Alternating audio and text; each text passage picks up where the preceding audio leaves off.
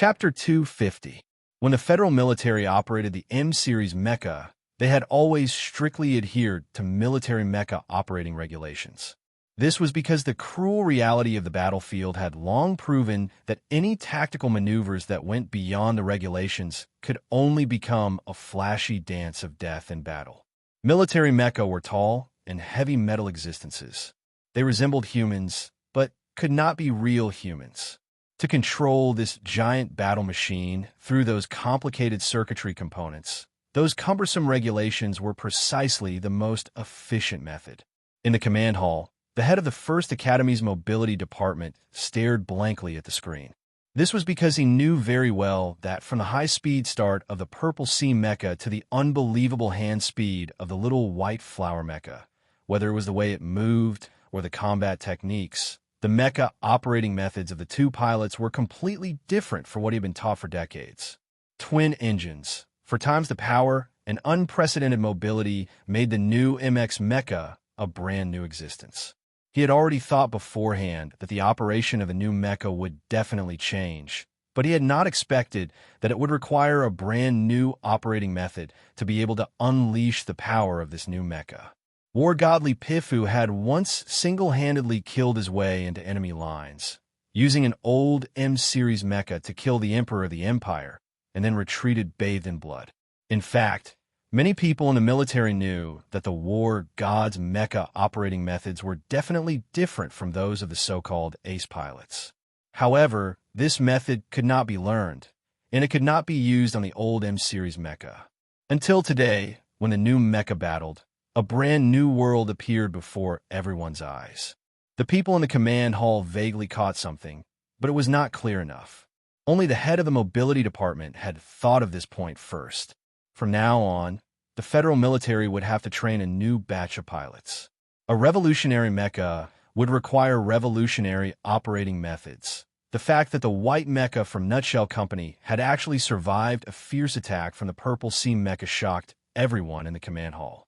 Everyone felt a trace of admiration for the pilot in the white mecha. Shangqiu looked at the white mecha on the screen in confusion. Suddenly, she felt that this incomparably familiar MX mecha had actually become somewhat unfamiliar. She knew that it should be Zhou Yu inside the mecha, but the problem was that she had worked with Zhou Yu for a long time. She knew very well that this gentle and elegant man's mecha operating style was definitely not this silent. Yes, silent was used to describe his style. It meant that he was so calm that he did not care about anything. At the foot of Old Moon Khaki Mountain Range, there was a cloud of dust. 2 MX mecha were fighting at high speed. The speed of the mecha was so fast that it was hard to see clearly in the cloud of dust. In a vacuum environment, it was quiet, and there were no sounds of collisions. Only the occasional sparks and tremors of the earth could be heard. The 3 fingers on Su Li's left hand quickly pressed on the accelerator button, feeling the intense vibrations of the mecha. His eyes narrowed as he stared at the screen in his helmet, continuously controlling the mecha through the touchscreen input and simulation system, dodging wave after wave of attacks from the Purple Sea, each stronger than the last. Only after direct contact did he realize how terrifying the Purple Sea mecha that Madman Li was piloting was. The mobility of the new dual-engine mecha had been pushed to the limit by that person. From the moment they met, the other had not given him any chance to catch his breath. His alloy fists were laced with a heroic aura, smashing through every weak spot of his mecha from tricky paths. If he had not performed above his usual standards at the very beginning, the little white flower mecha would probably have long been struck down by the Purple Sea, only to be humiliated by the other. The battle between the 2 new mecha was in reality no longer the mecha battle mode of the past. Instead, it was more like a close combat battle between military experts. It was also like those Jianghu disciples wielding large swords in the dark of the night, filled with a bloody and direct style. The problem was that the Purple Sea piloted by Madman Li was perfectly displaying the speed of a new mecha. Using standard and perfect tactical movements, he made absolutely non-standard continuous attacks, striking out with the force of a great river, surging without rest, clean and efficient, open and closed, incomparably heroic, its domineering aura filled with a crazed air. Faced with such a terrifying purple mecha, the white mecha at the foot of the mountain was completely at a disadvantage after luckily escaping the first wave of attacks. There was no room for retaliation at all. He was no match for Madman Li. At this moment, Su Lu recalled what Bai Yulan had once said to him in the underground base. If you encounter Madman Li in a mecha, you had best avoid him as soon as possible. In the past, he had not understood this saying very well, but at this moment, watching the purple mecha's intimidating and oppressive attacks under the illumination of the screen, he finally understood more.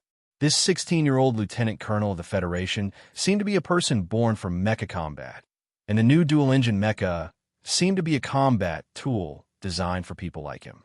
In just 2 days and 2 nights, Madman Li had already become one with that purple mecha. His control was perfect, clean, and swift. He dodged and weaved in and out of the way like a gust of wind, making people feel suffocated. The alloy fist scraped across the surface of the mecha, leaving a deep gash. The sharp armor-piercing blade extended from the spherical joint and slashed towards the left side of the white mecha, where the central control chip was located. The white mecha twisted its body forcefully in this desperate situation, its 2 thick mechanical legs moving in standard steps as it retreated backwards. Sparks sprang up on the surface of the mecha, and then were quickly extinguished in the oxygen-free environment like a string of shooting stars. The close-range weapons of the mecha blocked each other, and from time to time, terrible cracks appeared on the hard alloy surface. From the looks of it, the Purple Sea mecha had already gained an overwhelming advantage. However, what was strange was that every time the Purple Sea mecha was about to hit a vital point, the white mecha seemed to be able to predict where the Purple Sea mecha's next attack would come from and dodge in advance. From the start of the battle until now, it had actually only been less than 30 seconds, but the Purple Sea mecha had already completed countless dazzling non-standard mecha combat moves, causing great damage to the white mecha's body. However, the white mecha had still not been knocked down. Whether it was the people watching the battle in the command hall, or the aloof Li Feng controlling the Purple Sea mecha himself, all of them felt a sliver of doubt towards this situation. Who was the pilot of the Nutshell mecha? How was he able to withstand the violent and high-speed attacks of the descendant of the Fey City god of war under such circumstances? The exterior of the little white flower mecha was full of scars, and occasionally black liquid would spurt out. It looked like it was in a mess, but it did not suffer any fatal attacks. It fought and retreated at the foot of Kaki Mountain, and it seemed to be able to keep up with the operating speed of the Purple Sea mecha. The data sent back to the command hall also proved this point. Although the hand speed of the pilot could not reach the explosive speed at the very beginning, it was still amazingly fast. However, if the battle continued like this, the mecha that was swaying like a white flower under the barren hills of Old Moon would not be able to hold on for long. Defeat seemed to be a foregone conclusion. The people in the Old Moon base and the command hall could not hear anything, but they could see these shocking scenes. The 2 young people who were in the mecha could clearly feel every vibration of the mecha and every damage. Right then, all of Su Li's mind and willpower were focused on operating the mecha. The scorching lines on his body raced at high speed, helping him to push the white mecha's speed to the maximum through the simulation system. Only then could he fully utilize the full power of the little white flower's twin engines. Even so, facing the wild attacks of the Purple Sea mecha, he still felt as if there was a huge wave crashing towards him, as if it could drown him at any time. He did not know what level of hand speed the simulation system he was using was equivalent to among the Federation pilots. He also did not know that the white mecha he was controlling was not a standard action. He could only follow his own instincts to capture the traces of the Purple Sea mecha's violent and frightening attacks, controlling the white mecha to follow the 10 stances he was most familiar with. In Section H1 of Li Hua University's library, he had conducted many Level 6 mecha training exercises alone. Later on, he had also followed Bai Yulan to learn the standard federal military tactical movements. But in this moment, in front of Madman Lee's mecha, he had forgotten all of this. He had to forget.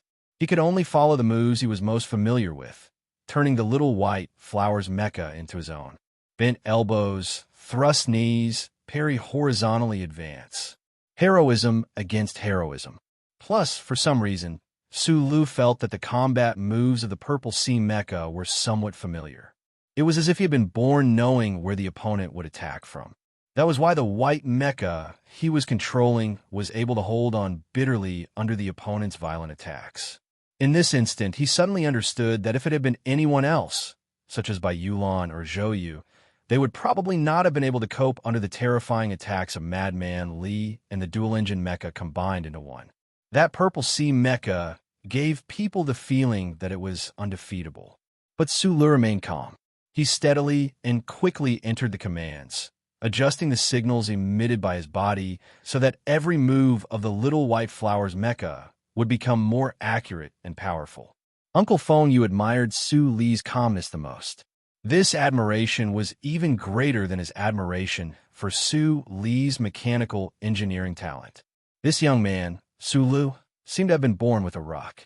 No matter what kind of difficult situation he was in, he would always maintain a clear train of thought. The twin engines of the Purple Sea mecha provided great power. Under the Khaki Mountains, the mecha twisted its body abruptly and avoided the little white flower's block. In an instant, it had advanced behind little white flower and smashed its alloy fist towards the defenseless head of the mecha.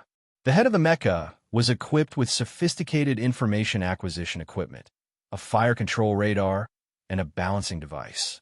If it was subjected to such a violent attack, the moment these equipment failed, the outcome of the battle was obvious.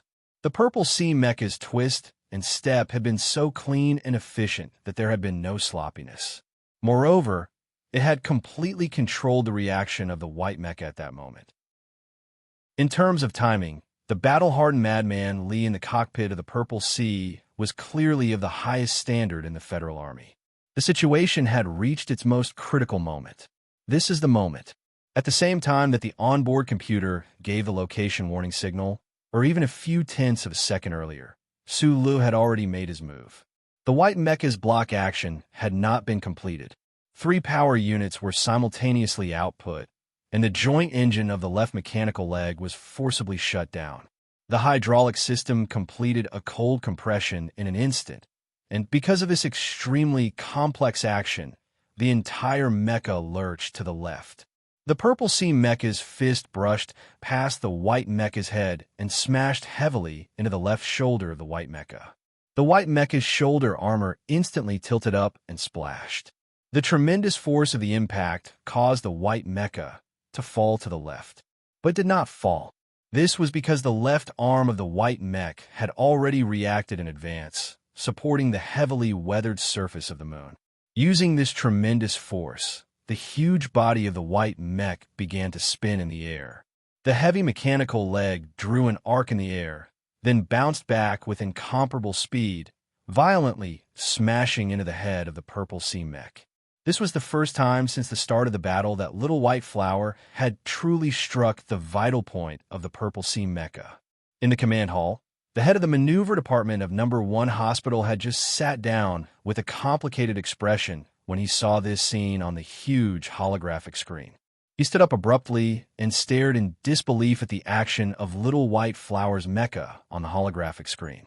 Mechanical arm propped up on the ground, mechanical leg rebounded and struck directly at the vital point of the opponent's mecha.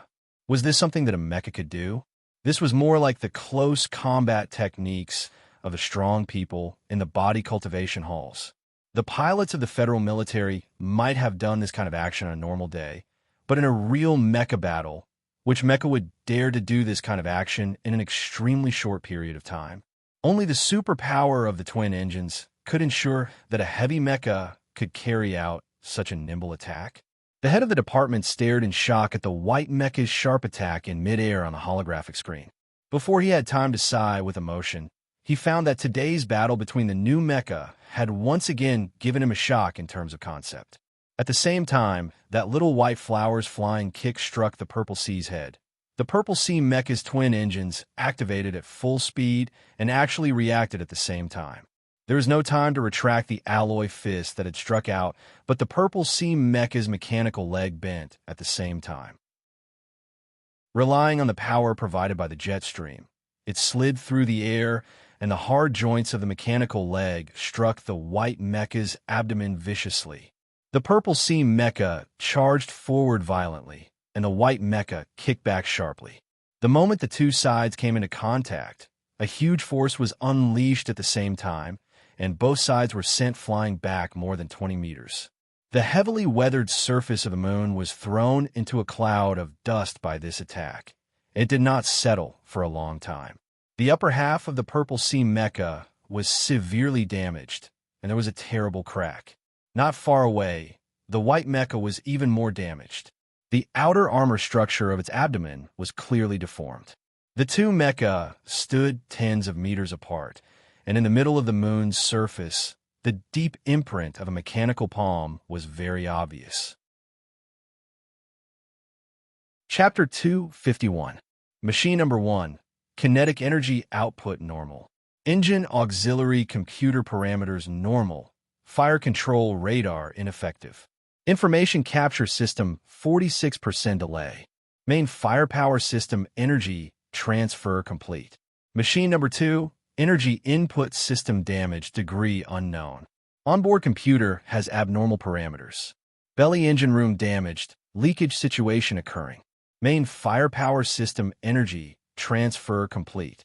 The battle of the new MX Mecha on Old Moon had been going on for so long, but the computer system in the command hall had only just finished analyzing the data for the first time. It wasn't that Madman Li and Su Lu, who were piloting the mecha, had already made the dual-engine mecha's battle speed exceed the computer's calculation range. It was just that the battle situation had been so intense that the people in the command hall simply had no time to deal with these things. Machine Number 1 was the Purple Sea developed by the Federal Academy of Science. Machine Number 2 was the Little White Flower developed by the Shell Motor Company. Hearing the electronically synthesized female voice report the damage of both sides, the people in the command hall each had a different expression. The previous battle had already shown that in a face-to-face battle with a new mecha, the long-range weapon system could no longer be used to its full potential. Therefore, whether it was Li Feng operating the Purple Sea or Su Lu operating the Little White Flower, they had all transferred the backup energy of the main firepower system to the mobility aspect of the first opportunity. The decisive choice of the two pilots under Mount Kaki, as well as the courage, confidence, and decisiveness contained in this choice, made the professionals in the command hall feel an unnatural chill. Starting acceleration data, MDX control efficiency parameters, joint engine platinum clutch spacing. Following the appearance of various numerical units, the battle data of the new MX Mecha hundreds of thousands of kilometers away was transmitted back to the command hall of Planet S1 through the first level of the electronic monitoring network. One only needed to perform a simple comparison of data to discover that the Purple Sea Mecha developed by the Federation's Academy of Sciences had an overall advantage, especially in terms of the power output of the main twin engines, which had an overflow value of close to 10%. In a mecha battle, such a large difference in power output was enough to determine victory and defeat. In the right half of the command hall, the Academy of Science experts had calm and confident expressions. The technicians of the Shell Motor Company on the left looked at the data flashing below the giant holographic screen. Their expressions were somewhat grave. The Purple Sea Mecha had the advantage in terms of performance, and it was obvious that although the pilot piloting the Little White Flower mecha was also very capable, under Madman Li's ferocious attacks, he still paled in comparison. With the two added together, the people in the command hall all thought that the Purple Sea Mecha from the Academy of Sciences would win. The head of the maneuver department of Number 1 Hospital pulled up the visual data of the pilot's control. Looking at the data of the two pilots' hand speed on the screen, his pupils could not help but shrink. It was understandable that Li Feng, who was controlling the Purple Sea, could reach such a frightening hand speed. Who knew which ace pilot the Nutshell Company had poached from the military?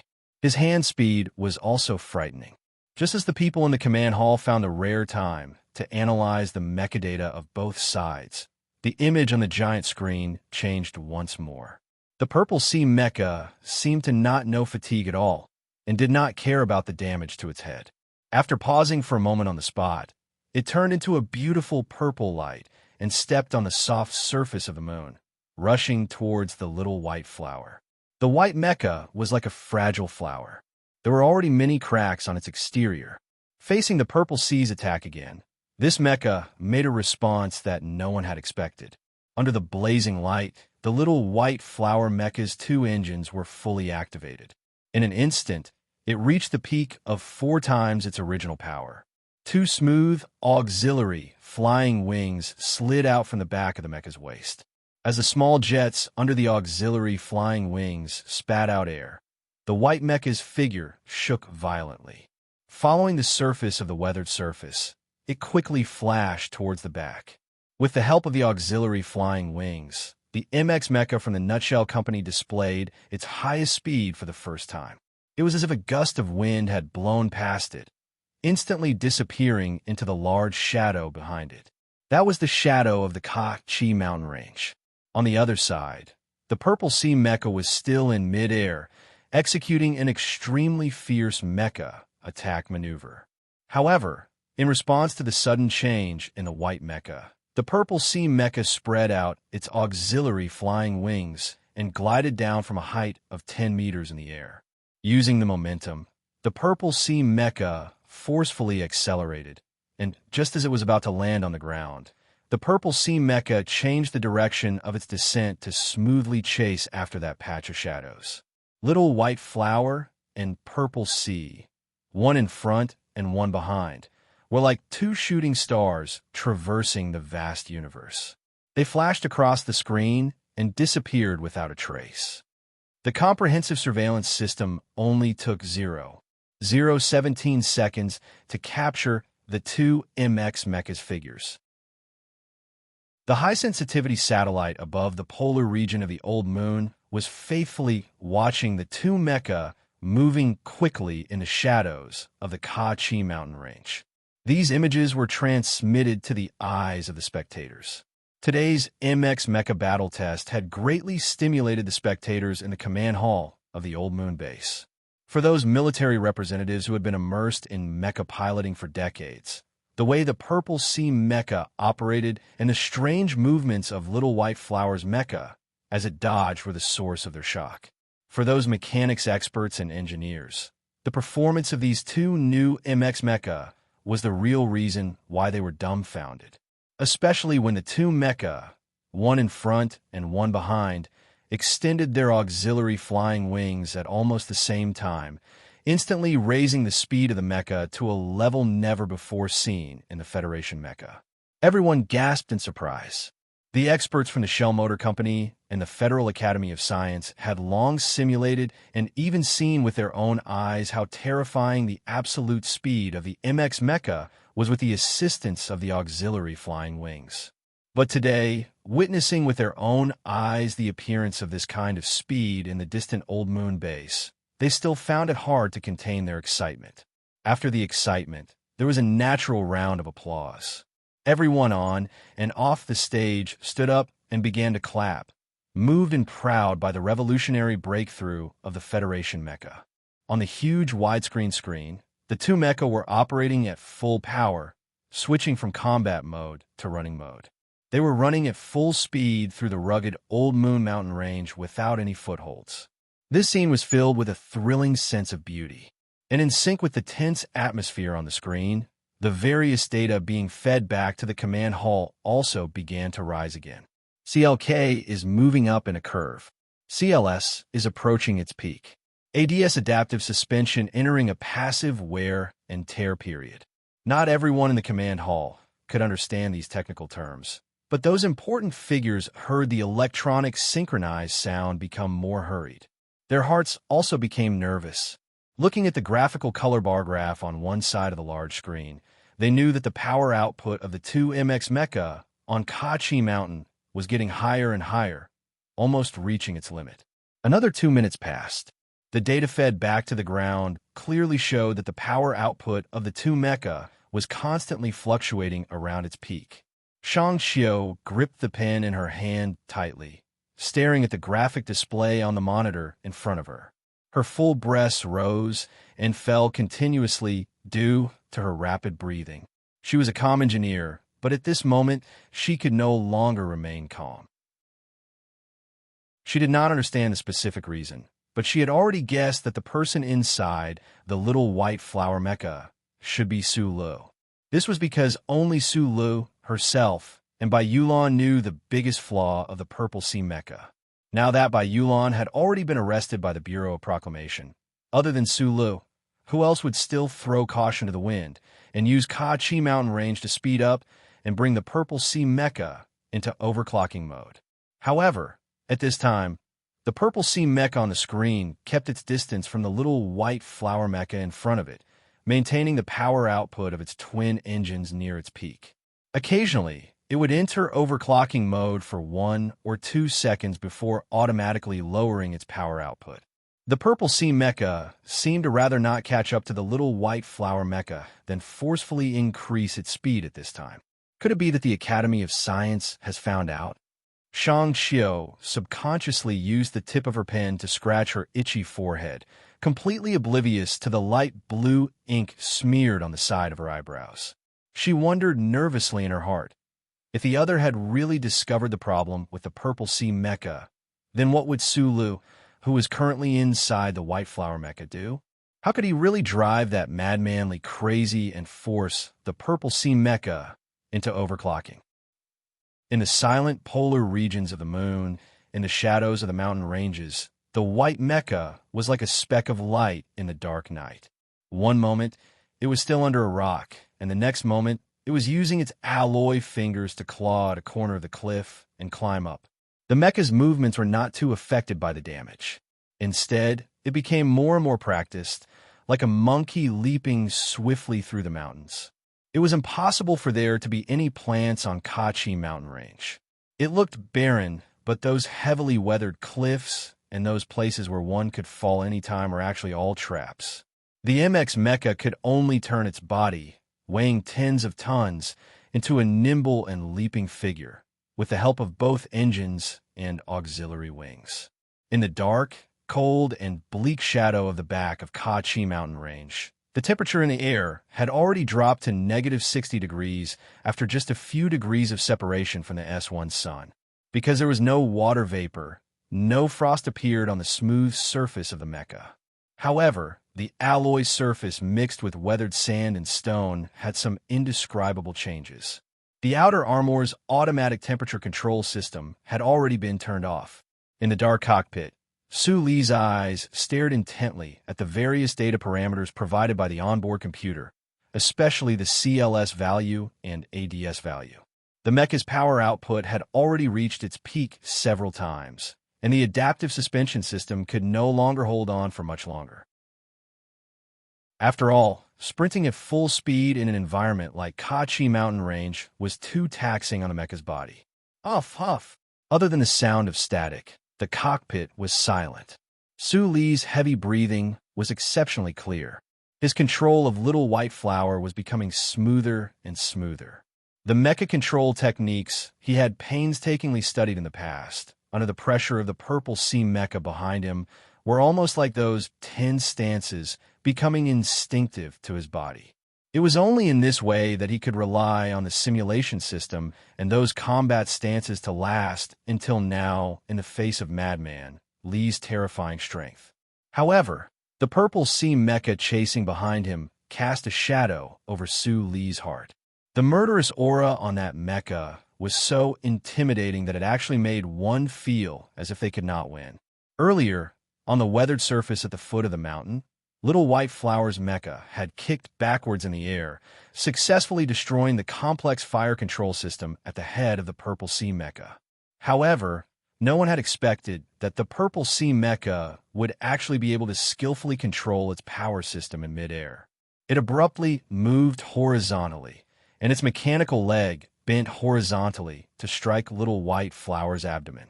It looked like both sides had suffered damage, But Sulu knew that he had made a big mistake. Compared to Madman Li in the Purple Sea Mecha, Sulu did not have any advantage in mecha piloting. Even with the help of the simulation system, he still could not compare to that young lieutenant colonel who had been immersed in mecha piloting since he was a child. The only area in which he was better than Madman Li was his deep understanding of mecha structures. From the time he had repaired the old M-Mecha on the Ancient Bell, all the way until he had entered the Shell Engineering Division to help with the creation of the MX Mecha, he could not be more familiar with every component, every circuit, every chipset, and every position of every transmission rod in a mecha. However, it was precisely because of this habitual thinking that Sulu had chosen to target the head of the Purple Sea Mecha, which had been integrated with most of its information capture system, when the White Mecha had taken a risk to strike at the foot of the mountain. However, Madman Li did not seem to care about this at all.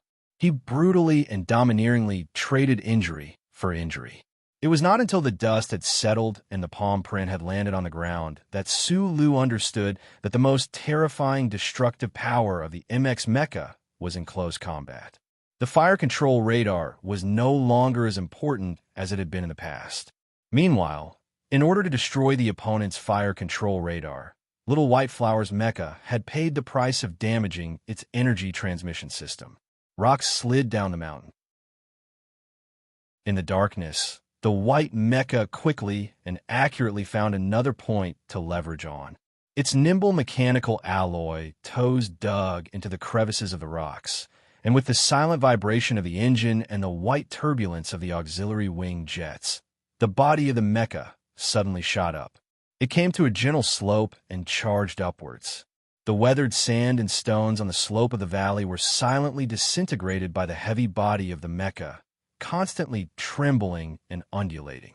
In a situation where the maximum power output was at a disadvantage, the Shell Engineering Division's Little White Flower mecha still possessed a speed that did not lose out to the Purple Sea mecha. On one hand, it relied on Shang Chiotian's dynamic design. On the other hand, it also proved that the Shell Engineering Division was indeed worthy of its reputation as a mecha designer for the federal military. In the field of mecha design, it was still ahead of the Academy of Science. The chase between Little White and the Purple Sea mecha had already lasted for more than 10 minutes. The harsh environment of ultra-low temperature did not seem to affect the performance of the two MX mecha.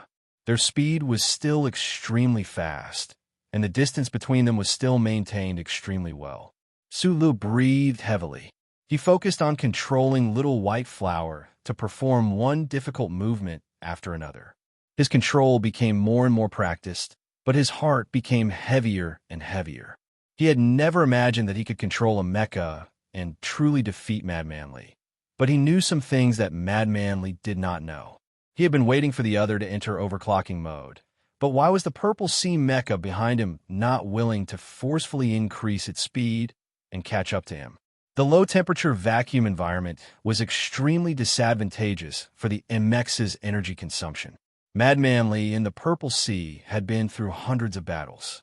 It was impossible for him not to know this. Why was he willing to drag it out like this? The blazing light of the stars shone over the top of the mountain and into the mecha's field of vision, dispelling the cold and darkness. Little White Flower's mecha did a high-speed somersault to the top of the mountain. Then it turned back. What does he want to do? The giant screen showed the image of Little White Flower's mecha leaping to the top of Mount Kaki and then turning back. No one knew how the Federation's electronic surveillance system did it, but the real-time image on the screen had a very high resolution rate. The angle of view was also very beautiful. It was obvious that it was not captured by a high-altitude satellite. The mecha chase that lasted for more than 10 minutes seemed to be a little dull. This was originally a silent battle, but the performance of the two mecha at the foot of the mountain and their exquisite control was enough to excite the audience. In these 10 minutes, in the shadows of Mount Kaki, only the white and purple mecha could be seen moving forward at high speed. This went on for a very long time. The data and computer analysis already showed the people in the command hall and Old Moon Assembly Base that the Academy of Science's Purple Sea mecha had the upper hand. As for Little White Flower's mecha running up the mountain, Everyone was shocked, but they also gradually understood the thoughts of the pilot. Until now, there were still not many people who knew that the pilot in the white mecha was a technical supervisor. They all thought that the pilot must also be an absolutely outstanding ace pilot of the Federation military. Thus, when the image of the white mecha breaking and turning around appeared on the screen, everyone felt a strong sense of suspicion. Faced with the overwhelming advantage of the Purple Sea mecha and Li Feng's unstoppable attacks, why would this unknown ace pilot give up the rare balance of speed and stop at the top of the mountain? At this point in the battle, the Federal Academy of Sciences' Purple Sea mecha's performance advantage was shown, so the engineers in the command hall were very calm. Shang Xiu, who had a few traces of blue ink at the corner of his eyebrows, looked in that direction, then turned back to look at Lin Yuanhu behind him. Seeing the old man's calm and confident expression, he could not help but snort coldly in his heart. The performance of the Purple Sea mecha depended on its design, and the function model that the design was based on had a parameter error. The MX design by Nutshell Company was to fix that parameter error, and a part of its performance was sacrificed. No one in the command hall knew this better than Shang Xiu, but the situation was one-sided, and even if she wanted to put on a confident expression, it was extremely difficult. She only knew that little white flower was standing at the top of Mount Kaki and turning back. He must be thinking of a way to drag the Purple Sea into overclocking, but she did not know what that guy was going to do. Suddenly, a middle-aged expert beside her touched her shoulder and said hurriedly, "What is little white flower doing?" Shang Xiu quickly turned to look at the screen, and her red lips could not help but open slightly. Like everyone in the command hall, she let out an exaggerated gasp. On the giant screen, the white mecha's mechanical arm extended a repair arm from the front, pressing against the heavily damaged abdomen of the mecha, as if some kind of repair work was being done. Chapter 252. Shang Xiu subconsciously covered her mouth. She knew that little white flower MX had some spare parts under its cockpit, but she never would have thought that the pilot would actually choose to repair himself at this time, when little white flower stood trembling on the peak, and the Purple Sea would attack in an instant. Strength was gained through hard work, but confidence was gained through actual combat. At this point in the battle, Su Lu was deeply impressed by Madman Li's unfathomable mecha control ability. At the same time, he also gained a lot of confidence in himself. At this moment, he finally understood that those days when he was tortured beyond recognition by the Level 6 virtual reality test in Area H1 of Lihua University were not in vain. At the beginning of the year, from Tai Ziyuan's words, he already knew how frightening the Level 6 mecha test was. He believed that his control method using the simulation system, if converted to hand speed, should already be close to the standard of an ace pilot in the military. In addition to the high-intensity mecha operation training he had undergone some time ago in the Whitewater Underground base on the outskirts of the capital, he believed in his own mecha control ability. Because of this confidence, Su Lu had listened to by Yulan's soft instructions before she left and temporarily replaced Zhou Yu's pilot position. Unfortunately, Madman Li was stronger, extraordinarily strong. The youth who entered the Purple Sea mecha was even scarier than his violent and tyrannical self. There were clearly dozens of tons of metal between them, but could not stop that person from displaying his murderous aura through the ice-cold machine. At this time, Su Lu would rather fight the opponent one-on-one with his fists and legs than face him in a mecha. At this moment, he could not help but think of that imperial princess Tai Ziyuan had mentioned. She had entered the realm of Level 6 at the age of 12. Madman Li had also entered the battlefield at the age of 12. Could it be that this world really had monsters who were born with knowledge? The thing that made Su Lu feel the most vigilant, the fact that even his heart that was as hard as a rock was somewhat shaken, was that the Purple Sea that had always been following behind him didn't enter an overclocking state and forcibly increase its speed to intercept him on the way to Kaki Peak like he had planned. Why did the Purple Sea, which had been so crazy and violent before, suddenly become so calm and indifferent? His ruthless style, coupled with his absolutely calm thinking, and the fact that he was only 16 years old, this type of opponent was truly too frightening.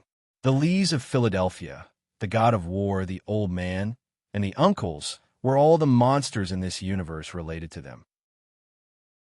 When he was thinking about these things, Su Lu was not like the ancient swordsman who stood on the peak and waited for the arrival of the Purple Sea Mecha. He was a youth with 3 qualities who treated others in a traditional way, but he was not stupid enough to ask for a battle that involved killing, nor would he follow some kind of rigid rules. The little white flower, Mecha, stood steadily on the edge of the platform at the peak. The long-range weapon on its left arm had already been switched on. Without the backup power of the firepower system, it was unable to activate the main cannon. However, the rotating barrel of the Darlin's gun continued to spray out those light dots that represented high-speed projectiles, continuously shooting towards the rugged path below the cliff. It was a pity that the gun barrel on the mecha's left arm did not have a clear clicking sound as an accompaniment. The low-light projectiles were also unable to shatter the weathered lunar mountain and bring more trouble to the figure of the Purple Sea Mecha. The Purple Sea Mecha silently and swiftly executed incomparably awesome evasive maneuvers on the cliff, dodging all of the projectiles that little white flower had shot out. Su Lu had hoped that, during the test, his long-range attacks would be able to hit the Purple Sea, or at least force the opponent off the peak. He had only hoped to delay the opponent from reaching the peak, and in reality, he had achieved this. The precise point of impact, as if he could predict the trajectory of the Purple Sea Mecha's evasive maneuvers, made even Li Feng, who was controlling the Purple Sea, feel extremely troubled. By the time he neared the peak, another 3 minutes had already passed. In these 3 minutes, little white flower's right mechanical arm had not been idle. Instead, it had rapidly carried out self-repair work. In a typical mecha battle, it was simply impossible to give a mechanic any time to repair. But today, in the special environment of the Old Moon Khaki Mountain Range, the white mecha had managed to do this. This was because the one controlling it was Su Lu. In terms of mecha piloting skills, Su Lu was a far cry from Madman Li, but in terms of mecha repairability, there really were not many people in the Federation who were better than him. The left mechanical arm fired accurately and quickly, while the right mechanical arm calmly carried out its repair work. Between movement and silence, the little white flower's mecha towering on the peak of the mountain gave all the spectators who could see this scene a very special feeling. Repairing mecha in the middle of the battle had already left the people in the ground command hall dumbfounded, and right now, the white mecha was clearly carrying out a double-layered operation. The difficulty of this kind of operation was obvious, but Su Lu carried it out extremely smoothly. He used the simulation system in conjunction with the control stick and the touchscreen to carry out these 2 operations at the same time, so it was not difficult to use them. The ground trembled violently, and the mechanical right arm completed the last critical component replacement. Su Lu looked at the digital model descending from the sky in his helmet's field of vision. The heat in his body surged, and he entered the control signal into the mecha. Little white flower's mecha's joint engines were all on full blast, and it slid diagonally backwards across the surface of the platform at the peak of the mountain, moving straight back 70 meters. There was no sound, but there seemed to be a loud boom. The Purple Sea Mecha dodged the last bullet line, shot up into the sky, and fell swiftly and violently. Like a meteorite, it smashed heavily into the position where little white flower had been standing just a moment ago. The onboard computer quickly performed a self-check. Su Lu knew that most of the kinetic energy input device had been repaired. There could not have been too many backup components in the Nutshell MX design to begin with. It was just an extremely critical component, and it had an extremely small weight. To be able to repair it to this extent, he was already very satisfied. Purple Sea did not charge over like before, but instead stood quietly by the cliff's edge, watching as little white flower slowly retracted the repair arm on the right mechanical arm. It seemed that it also felt that the other was very strange, actually choosing to carry out repair work at this time. Inside the Purple Sea Mecha, Li Feng did not enter any attack orders. He looked through the field of vision in his helmet at the somewhat tattered white mecha not far away, and remained silent the entire time. Due to the severe damage to the head's information capture system, the fire control radars had all failed. At this time, the onboard computer could not calculate the current situation of the white mecha in time. But just looking at the other like this with visible light, the 16-year-old suddenly felt that it was very interesting. Li Feng's hands left the control stick and touchscreen, slowly moving the joints around his wrists, and then he put them back on. He was wearing a specially made control suit, and nothing out of the ordinary could be seen. It tightly wrapped around his burly and powerful body, and on that face that still had the childish expression of adolescence flashed a hint of contemplation that did not match his age. He had joined the army at the age of 12, and had entered the virtual level 6 level in the military secret test back then. Li Feng knew that in this entire universe, probably only the princess of a faraway empire could be mentioned in the same breath as him. Arrogance, ruthlessness, and the impulse to smash everything in the world came from his bizarre teenage life and his own super strength. To put it bluntly, the greater the strength, the greater the responsibility, and the more intimidating the aura would be. Li Feng was 16 years old, and it was impossible for him to be like his grandfather in the manner of Feiqing, who was as deep as the well, shining with disdain like the eternal stars. However, the bloody battles on the front lines, the countless experiences of escaping from the Empire's mecha ambushes, the wreckage of the pirate ships floating in space, and the bodies of his comrades that flowed like a stream of blood, made this Federation's youngest lieutenant colonel mature at a somewhat abnormal speed. Perhaps this was the real reason why the war god sent him to join the army back then. Li Feng, who could survive that kind of environment, was definitely not a madman who only had strength and no brains. Although his personality was a bit crazy, once he entered the battlefield, under the cover of his crazy appearance, he would enter into absolute calmness. That was why, from the start of the battle until now, even when he had such a good pursuit maneuver when he had entered the shadow region of the Khaki Mountain Range, Li Feng had used his steel-like nerves to forcefully control himself and this purple sea mecha beneath him. Nothing could be done to the extreme, and unless it was the most dangerous moment, Mad Manly would definitely not allow himself to truly go crazy and use control methods that were beyond his control, such as overclocking. The pilot in the white mecha opposite him was very interesting. Li Feng looked at the opponent in his field of vision, who seemed to be facing a great enemy, and the corner of his mouth twitched slightly. What was interesting was not because this person actually dared to self-repair in the middle of a fierce battle, but because at the foot of the mountain, this pilot was actually able to withstand the continuous attacks of the Purple Sea. Only Li Feng himself knew how frightening that series of ferocious attacks were. His family's legacy combined with this dual-engine high-power mecha. Once they were combined, even he himself was a little shocked by the power they produced. He even thought that even the guy with the surname Tion that the brats in the Westwoods military often mentioned, or Commander Zhong, personally piloted the mecha. Under his previous series of attacks, he was afraid that he would not be able to withstand it. But the pilot in the nutshell had managed to withstand it. Although the blocking was extremely difficult, he had still managed to protect the important parts of the mecha. What made Li Feng even more wary was that he caught a trace of a familiar style from the non-standard tactical movements of the white mecha. It was different from his own style, but it always seemed to be able to predict his movements in advance. Moreover, every time the white mecha made a move, it was so accurate, as if it could perfectly coordinate with his own attacks. This guy is not bad. Li Feng made this evaluation of this pilot in his heart, and because of that trace of wariness in his heart, he secretly raised the other's danger level by another level. However, he had never thought of using this mecha battle test to do anything to this pilot, because he was very confident that the final victor would be him, and the Federal Army just happened to be in need of excellent pilots like the other. Right at this moment, a dark green indicator light in the cockpit of the mecha lit up. Li Feng glanced at it indifferently, and knew that this was the Federal military standard equipment, a short-range, encrypted communication system. It was used by the military to carry out small-scale team cooperation under the enemy's electronic attacks. Admit defeat.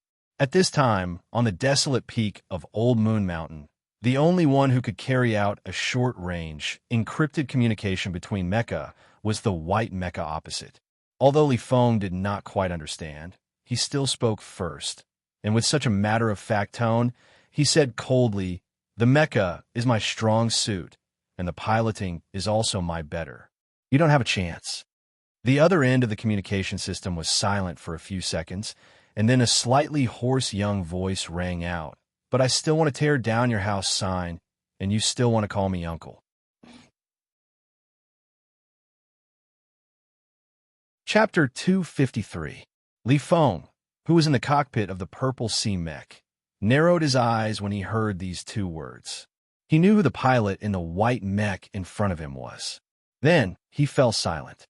Ever since he had found out that he was going to participate in the MX mecha battle test, Li Feng had never bothered to find out who the nutshell mecha pilot was. Even though he had killed his way from the foot of Mount Kaki all the way to the peak, he still did not pay too much attention to this unknown pilot. Even if an ace pilot from the Empire suddenly appeared in the white mech, he would not be so surprised. When it came to opponents, Mad Manly would always just defeat them and step on them. Since that was the case, what difference did it make who the opponent was?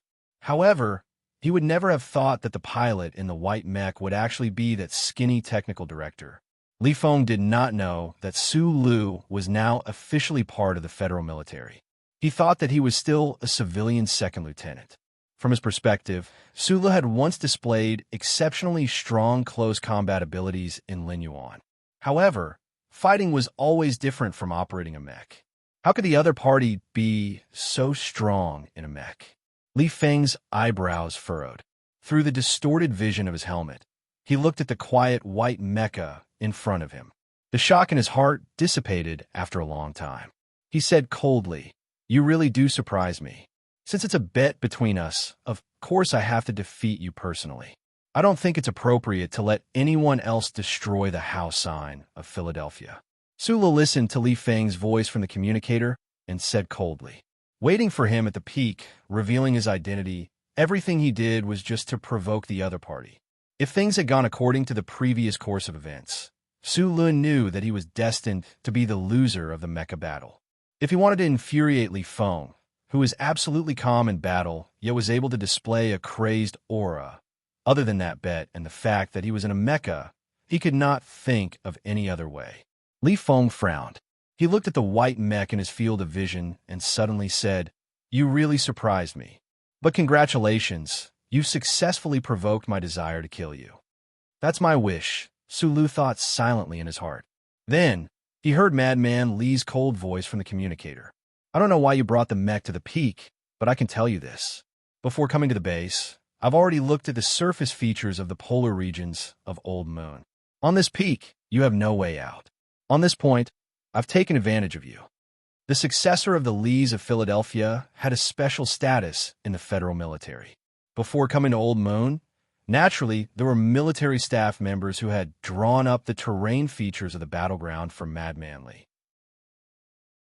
Sulu heard Madman Li admitted himself and felt a little complicated. Although this young genius lieutenant colonel was violent and arrogant, in a direct battle, he did not lose his integrity. Sulu suddenly thought of his real intention of dragging the other into the overclocking battle. After a moment of silence, he stopped thinking about this problem and said, "Work hard. Actually, I'm only a few years older than you. I don't want to be your uncle." After saying this sentence full of mockery, Su Lu took 2 deep breaths, opened a safety valve beside the control stick, and lightly pressed the start button. Hearing the voice from the communicator, Madman Li's delicate features flashed with a trace of darkness. Su Li's voice was very calm, but it was this calmness that made Madman Li feel a trace of humiliation. "You want to tear down the Li family of Philadelphia? You want to humiliate me? You actually want to participate in the mecha battle personally?" Su Li's choice surprised him, but he also felt that it was a challenge. His delicate features gradually calmed down, but a cold, murderous intent had already risen up like a burning fire. It followed his body and fingers and transmitted to the heavy and huge purple sea mecha. The superclose encrypted conversation was not captured by satellites or electronic surveillance networks. Whether it was in the Old Moon Base's viewing room or in the S1 Capital's command hall, there was no third person who could hear the conversation between Su Lu and Madman Li. The people watched the huge widescreen screen. On the screen, the purple sea mecha and the little white flower mecha stood at the peak of Kaki Peak, at the border between light and shadow. No one dared to blink. They did not know what kind of surprise the two powerful pilots inside these two latest MX mecha would bring them in the next moment. However, at this time, the people were only puzzled. After the purple sea mecha caught up to the peak, it did not immediately launch a wild attack like before.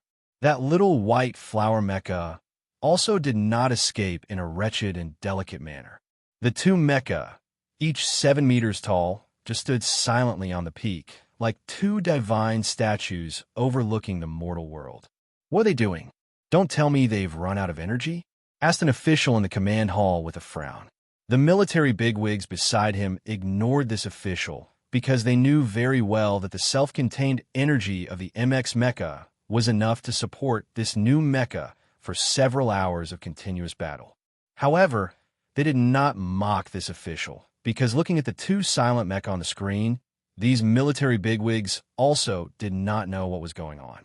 According to the battle style of the old war god, how could that brat Madman Li be so stupid as to pay attention to elegance in battle? Director Lin Yuanhu, who had been sitting quietly on the stage, suddenly leaned forward and then sat up straight. He narrowed his eyes and looked at the two silent mecha on the screen. He could vaguely guess what was going to happen next. He was not worried at all because he believed in the performance of the Purple Sea Mecha and Lieutenant Colonel Li Feng's absolute strength. However, why did he feel a chill in his chest? Could it be that as he got older, he could no longer withstand stimulation? What's going on? On the left side of the command hall, the experts from the Nutshell Engineering Department stared blankly at the data and asked with some unease. Perhaps these two pilots sympathized with each other and could not help themselves? Shang Xiu said with a smile as she took a tissue from a staff member beside her and wiped the blue ink from the corner of her eyes. Seeing this scene, her heart finally relaxed a little. Although she did not know what had happened on the distant Kaki Peak of the Old Moon, it was clear that neither Su Lu nor Madman Li were willing to wait any longer. What happened? The crowd in the command hall was all discussing what was happening on the screen, but this voice was especially panicked and loud. The first Military Academy's Mobility Department director on the stage stood up abruptly again. He was the first to notice the abnormal situation of the two mecha on the peak. He pointed at the screen and shouted loudly at the engineering staff below. On the wide screen, although the temperature on the peak of Kaki Peak was high, because of the weathered rocks and white light, it appeared incomparably cold and desolate. The little white flower mecha and the purple sea mecha exhaled several extremely fine streams of air almost at the same time. Those milky white streams of air shot out quickly, just like the old-fashioned steam locomotives in museums, but also like two leaky old-fashioned boilers. The people watching this scene could not hear the sound on the peak of Kaki Peak, but they seemed to be able to hear the sizzling sound coming from beside their ears. That was the sound of the high-speed streams of air. The fine white streams of air stopped as soon as they shot out. The two mecha on the peak still stood quietly, but then a metal component fell off from the white mecha's mechanical arm and smashed heavily into the weathered rocks on the peak, stirring up a cloud of dust. Another object fell heavily, and the dust rose again. At the same time, the purple sea mecha, not far away, also began to shed its components. Those components also fell to the ground, shaking up the dust. The dust filled the peak and gradually covered the figures of the two mecha. Then, it gradually calmed down, revealing their true appearance. It was still the two MX mecha, one purple and one white. Around the mechanical legs of the mecha were countless pieces of equipment of various sizes scattered. It was like a reptile shedding its skin, or like a branch full of fruit, unwilling to bear the heavy weight anymore. The branch broke and the fruit fell. These comparisons were actually not appropriate. These two MX mecha were actually like two humans who had suddenly entered the height of summer from the dead of winter, shedding all of the thick and heavy cotton jackets on their bodies. Mecha number 2, long-range weapons system automatically detached. Auxiliary balancer ejected. Alloy plate caterpillar detached. Hidden repair arm detached. Block 41 hidden door opened. Firmware detached. Mecha number 1, weapon system confirmed to have failed and detached. Infrared auxiliary capture system detached. Alloy plate caterpillar detached. As the two MX mecha on the screen began to shed their components, the electronically synthesized voice in the command hall once again sounded. The cold, electronically synthesized female voice fell into the ears of the people in the hall, but stirred up endless shock. However, these shocks were all very well suppressed in the hearts of the people. They silently and nervously watched everything on the screen. Only now did they know that those thin white streams of air that had danced wildly like silver snakes in a vacuum earlier were the connection devices used to separate these components from the mecha body. However, other than the expert engineers from the Nutshell Engineering Department and the Federal Academy of Science, many of the other important figures watching the battle did not understand why the two MX mecha on the mountain peak would do such a thing at this time. Mecha number 1, dual engines on full power, joint micro-engine power synthesis, auxiliary flying wing engine on full power, power breaking the upper limit, entering the 15% range. Mecha number 2, dual engines on full power, joint micro-engine power synthesis. Attention please, officially entering overclocking mode. Attention please, officially entering overclocking mode. The people in the command hall were first silent, and then they immediately began to silently bustle about. The technicians and experts in the 3 areas at the front of the hall began to record data. The people watching the battle did not need to personally deal with this situation, but under the commentary of the technicians at the side, they also fell into a tense silence. On the screen, the red beam of light that represented the mecha's power output had been continuously rising and had long broken through the line that represented safety.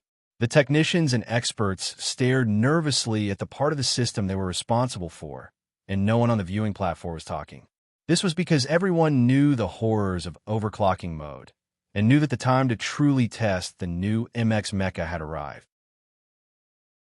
Removing all long-range redundant devices, integrating all the power of the mecha's joint micro-engine, discarding the heavy firepower system, and forcibly adjusting the position of the electronic jets to provide power beyond the limits of the mecha.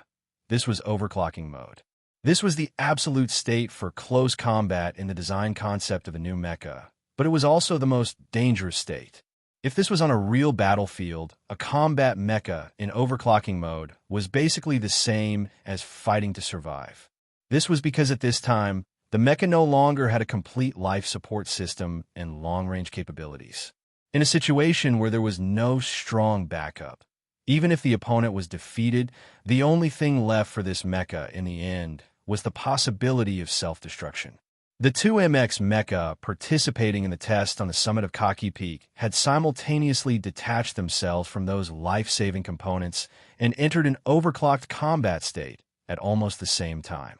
This was putting themselves in a death zone where they could not lose, where they could not retreat. This was not the planned arrangement of the battle test, and the risk was extremely high. What reason had prompted those two pilots to make such a decision? Could it be because of the hypocritical silence earlier? On the viewing platform, Lin Yuanhu slowly stood up and stared at the mecha images on the giant screen, silent for a long time. Below the viewing platform, the people in the Nutshell Engineering Department were busy tracking Little White Flower's data, ensuring that the overclocking power was within the acceptable range of the engine material. No one noticed that Shang Qiu had already left her workstation. She walked to the bottom of the screen and looked up, clenching her hands tightly as she counted silently in her heart. 175,174. On the summit, Little White Flower's mecha suddenly trembled. It only trembled a little before it stuck close to the weathered rock surface of the platform and swept towards the purple sea mecha. If it was said that the high speed of the two MX mecha in running mode with the help of the auxiliary flying wings had already shocked everyone in the command hall, then the mecha's movements in overclocking mode right now were so fast that it was almost a blur. The surrounding dust and smoke kicked up by the heavy mecha's footsteps could not keep up with the movements of that white shadow at all. The purple sea mecha's speed was faster than little white flowers, and its movements were more precise and direct. Its heavy mechanical legs were as nimble as air. The spherical joints opened slightly, and the body of the mecha made a strange twist, causing the alloy toothed blade in front of the white mecha's mechanical arm to graze the white mecha's right arm. The purple sea mecha's right shoulder trembled, and the three-edged alloy blade at the front of the mechanical arm stabbed viciously into the white mecha's side ribs. There was no strong wind at the summit, but a great cloud of dust and smoke covered the sky. The two newest MX mecha were like two fearless warriors in the midst of the dust and smoke, neither retreating nor escaping.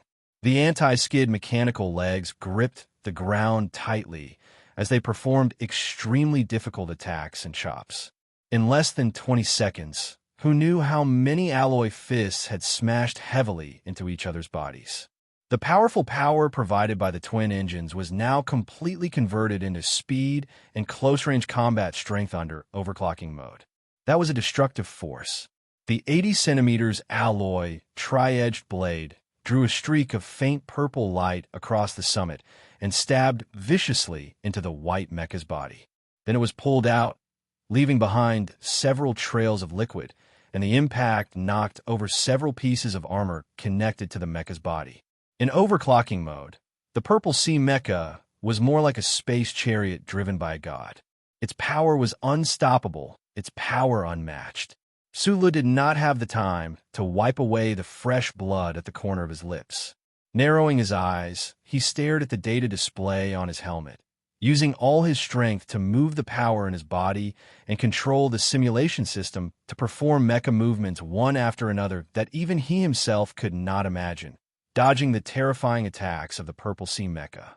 At the same time, he counted silently in his heart, 159,158. Chapter 254. The battle at the peak was completely different from the battle at the foot of the mountain, as well as the running between the mountains. Both the purple sea mecha and little white flower no longer made any movements of flying. Instead, they clung to the ground with their mechanical legs, relying entirely on the movements of the mecha's upper body to fight. The honest here naturally meant that they had slowed down their speed by many times before they could sense it. In reality, the two MX mecha were like willow tree monsters, rooted deeply in the soil, not a trace of disorder in the slightest. Every step they took seemed so solid, but the movements of the upper half of the mecha were like willow branches dancing wildly in the wind, fast, dangerous, and terrifyingly precise. This scene gave the spectators the illusion that the mechanical legs of the two MX mecha in overclocking did not seem to move at all. Instead, it was only the ground beneath the mecha that moved. The godlike purple sea mecha twisted its body, and the sharp tri-edged, armor-piercing thorn slid along the surface of little white flower's already broken alloy mecha. The huge tri-edged thorn, nearly 1 meter long, was like a firework stick in the hands of a child. The tip of the thorn brought out a shocking spark. In the midst of the silent battle, the sawtooth blade on the right mechanical arm of the white mech silently sliced across from under the arm, leaving a shallow cut on the wrist of the purple sea mech, but at least it stopped the purple sea mech from delivering a fatal stab. The loud roar of the twin engines did not have air as a medium to announce its power, but it caused the body of the mecha to tremble. Under the effect of the peak power, the purple sea mecha retracted its mechanical leg, and like a gust of wind, it forced its way into the midsection of little white flower's mecha, its shoulders slamming into the midsection of the cockpit. For a moment, broken pieces of the shock-absorbing armor flew everywhere. A chilling distortion slowly appeared, and the white mecha slumped, about to fall. 147. Sulu ignored the bloodstains on his chest, silently counting down in his heart.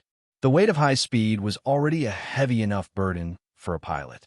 After entering overclocking mode, Little White Flower's mecha could no longer provide a complete shock-absorbing and life-support system like before when it faced the violent attack of the Purple Sea head-on. The tremendous impact caused his iron-like body to feel sore and painful, as if it was about to fall apart. Sulu didn't know how many mouthfuls of blood he had spat out. His face was a little pale as he stared at the holographic screen in his helmet. His hands moved quickly, and the joysticks made cracking sounds as if they were about to break. Every inch of his skin was burning as he sent instructions to the simulation system, controlling Little White Flower to block Purple Sea's fierce thrust, but was unable to block Purple Sea's powerful strike. As the surface of the mech changed shape, Su Li's vision turned black for a moment from the tremendous force. From the warning data of the onboard computer, he knew that Little White Flower had lost its balance. With a muffled grunt, Su Li's body, which was wrapped in the simulation system, began to tremble rapidly. Countless complex commands were transmitted to every component of the mecha. The thick and heavy mechanical legs began to tremble and slide. They began to move in a semi-closed arc around a certain fixed point. The high-speed hydraulic pipelines and transmission devices in the armor pressed, stretched, and returned to their original positions at a speed that could not be seen with the naked eye. During this process, the terrifying impact of the Purple Sea's mecha was gradually dispelled.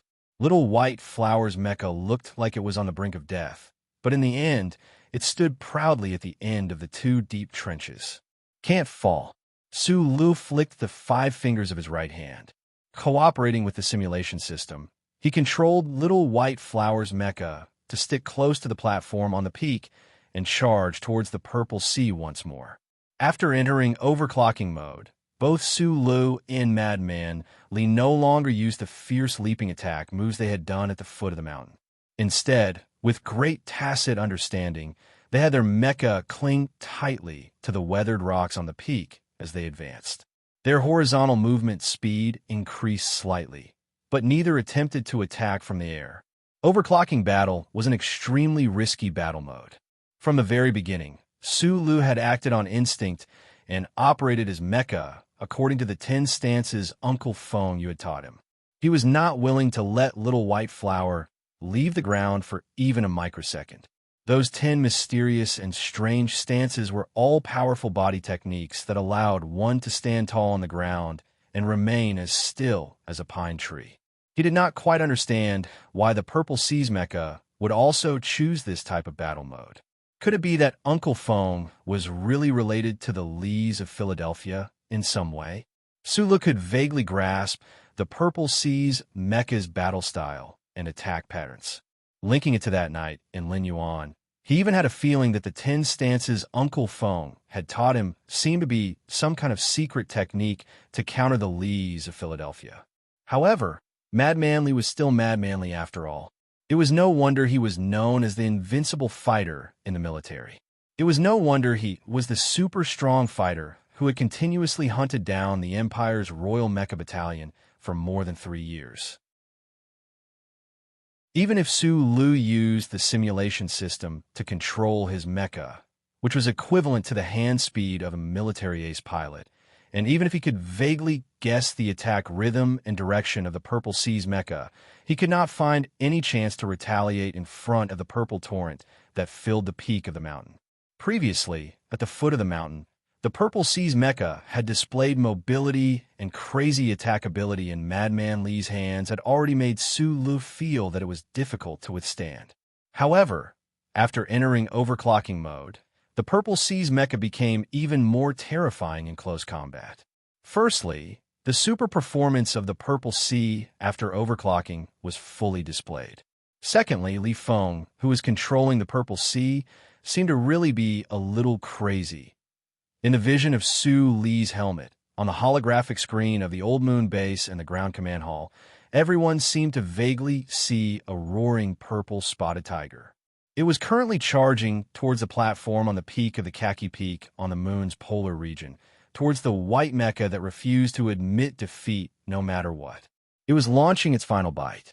The white mecha flashed and dodged at high speed. Time and time again, in contact, collision, sword light, and shadow of punches, the white mecha was knocked back and injured.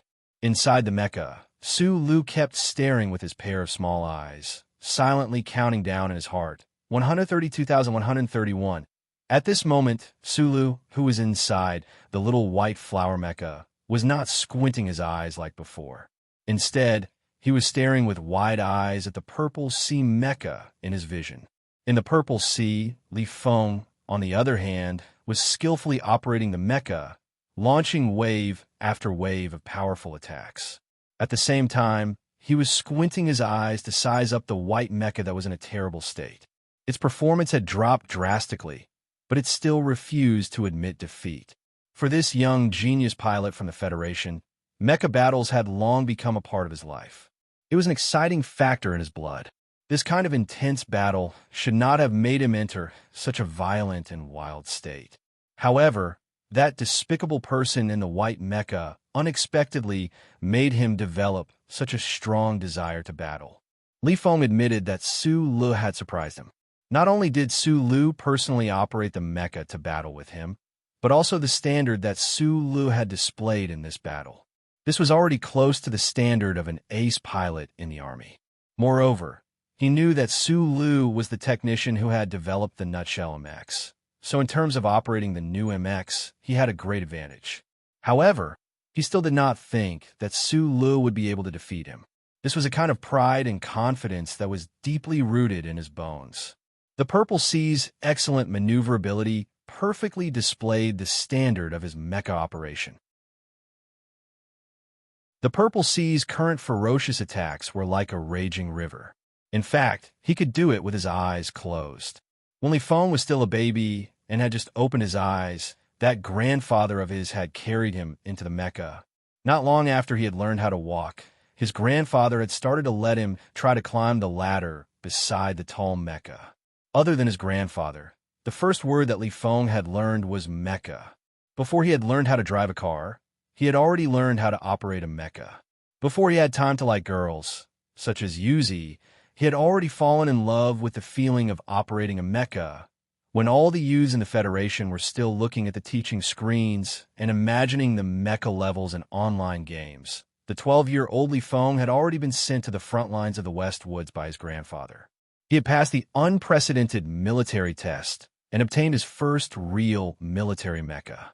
Then he had begun to operate the M-52 on the mineral planets on the pirate ships. He had learned how to slaughter and had gotten used to smashing the enemy's mecha into a pile of scrap metal. In the short 16 years of Madman Li's life, he had always been closely associated with the term mecha, never separating from it. Sometimes he even felt that every time he stayed in the stuffy and quiet cockpit, he was his true self. Invincible in the military, Madman Li. These were all adjectives he had gotten from operating a mecha. This was because the moment he entered a mecha, he would be even wilder and more violent than usual. This was because he was even stronger in a mecha. Thus, Li Feng could not understand why Su Lu had been able to hold on for so long. Why did he not admit defeat, even though he knew that defeat was certain and could only be worse? Thinking of that bet, and the white mecha's persistence at this moment, Madman Li's eyes narrowed even more. A hint of anger flashed through his reddish eyes. The Purple Sea mecha attacked fiercely once again, ravaging the little white flower over and over again. There was no such thing as mutual appreciation. The pale-faced Su Lu stared with wide eyes amidst the intense tremors. He stared at that Purple Sea, which was like a mad tiger, controlling his mecha to avoid those fatal points of attack as he mumbled softly to himself, F*CKU, F*CKU. His voice was so gentle, so calm that even he himself felt that he was still calm. He did not feel the intimidating power and aura displayed by the Purple Sea mecha before him. However, his rationality told him that whether it was in terms of mecha operation accuracy, battle experience, or any of the qualities and abilities required to operate a mecha, Li Feng was far above him in all aspects. If this had not been a secret military test match, Su Lu knew that Madman Li would definitely not mind killing him after defeating him. Thus, there was no such thing as mutual appreciation. He only stared coldly, wanting to see how the other would die. The countdown in his heart had already reached 1,117 seconds. 1 minute had passed, so there was still more than 2 minutes left. Sulu did not know if he could hold on for more than 2 minutes. He did not know if the little white flower's mecha would explode prematurely. After entering overclocking, the battle was even more one-sided. The white mecha was in an extremely wretched state, looking like it could explode at any moment. However, Sulu had no intention of surrendering. He only made each of his operations more precise, each of his dodges faster, each of his attacks fiercer. On the quiet platform of Kaki Peak, the purple sea mech was like an invincible god, while the white mech was like a trembling little white flower. Occasionally, it would be blown away by the wind or crushed by the giant's feet. There were several parts of the mech's body that were bent out of shape. Liquid leaked out, and the central control system was damaged. It could collapse at any moment, but it did not collapse. The people in the ground command hall watched the images on the screen in silence. The neutral military mechanics and engineers watched this scene quietly. A sense of respect for the successor of the military god grew in their hearts, as well as respect for the nutshell mecha operator. On the other hand, the staff in the nutshell area were clenching their fists nervously.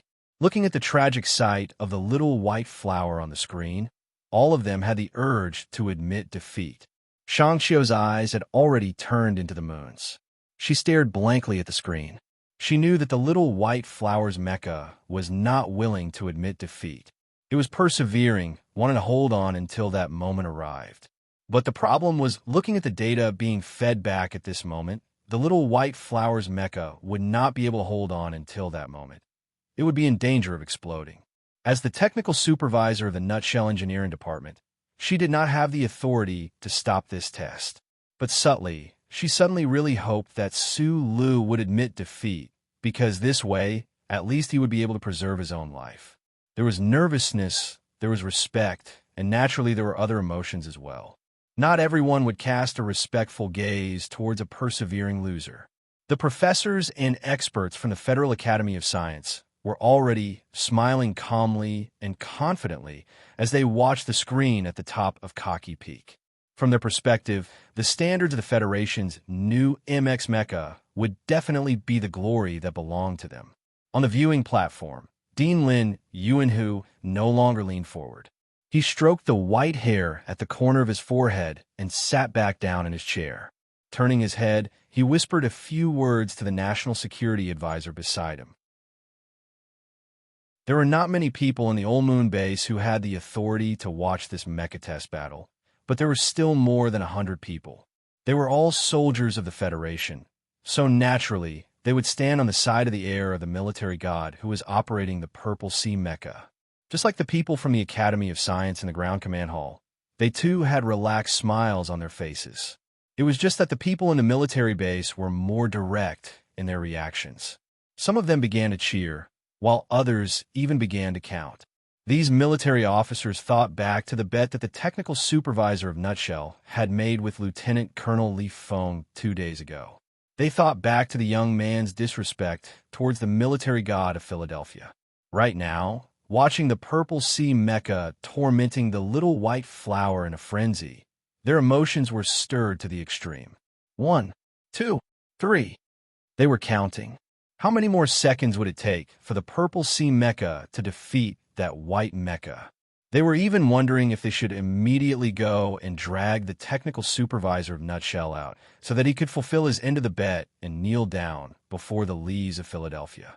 Scroll down. There are a few words to report to everyone. Chapter 255. Looks like your Shell Motor Company is indeed not popular. The MX Mecha will be allocated to soldiers in the future, but look at the attitude of the military. They are clearly only willing to accept the Purple Sea. What are you all fighting for? In a room on the second floor of the Old Moon Base's observation hall, the official from the Constitutional Bureau rubbed his throbbing abdomen as he looked at Bai Yulan, who had her head lowered in silence and sneered. He didn't know that those soldiers were so fanatically supporting the Federal Academy of Sciences' Purple Sea Mecca because of the Lees of Philadelphia. The soldiers in the base had followed the request of the Bureau of Proclamation. After arresting by Yulon, they had actually kept him locked up in the base. This matter involved the Federation's MX Mecha test. No matter how detached the Bureau of Proclamation was from the political structure of the Federation, they couldn't immediately do anything to buy Yulon. Besides, there were still many things hidden behind this matter.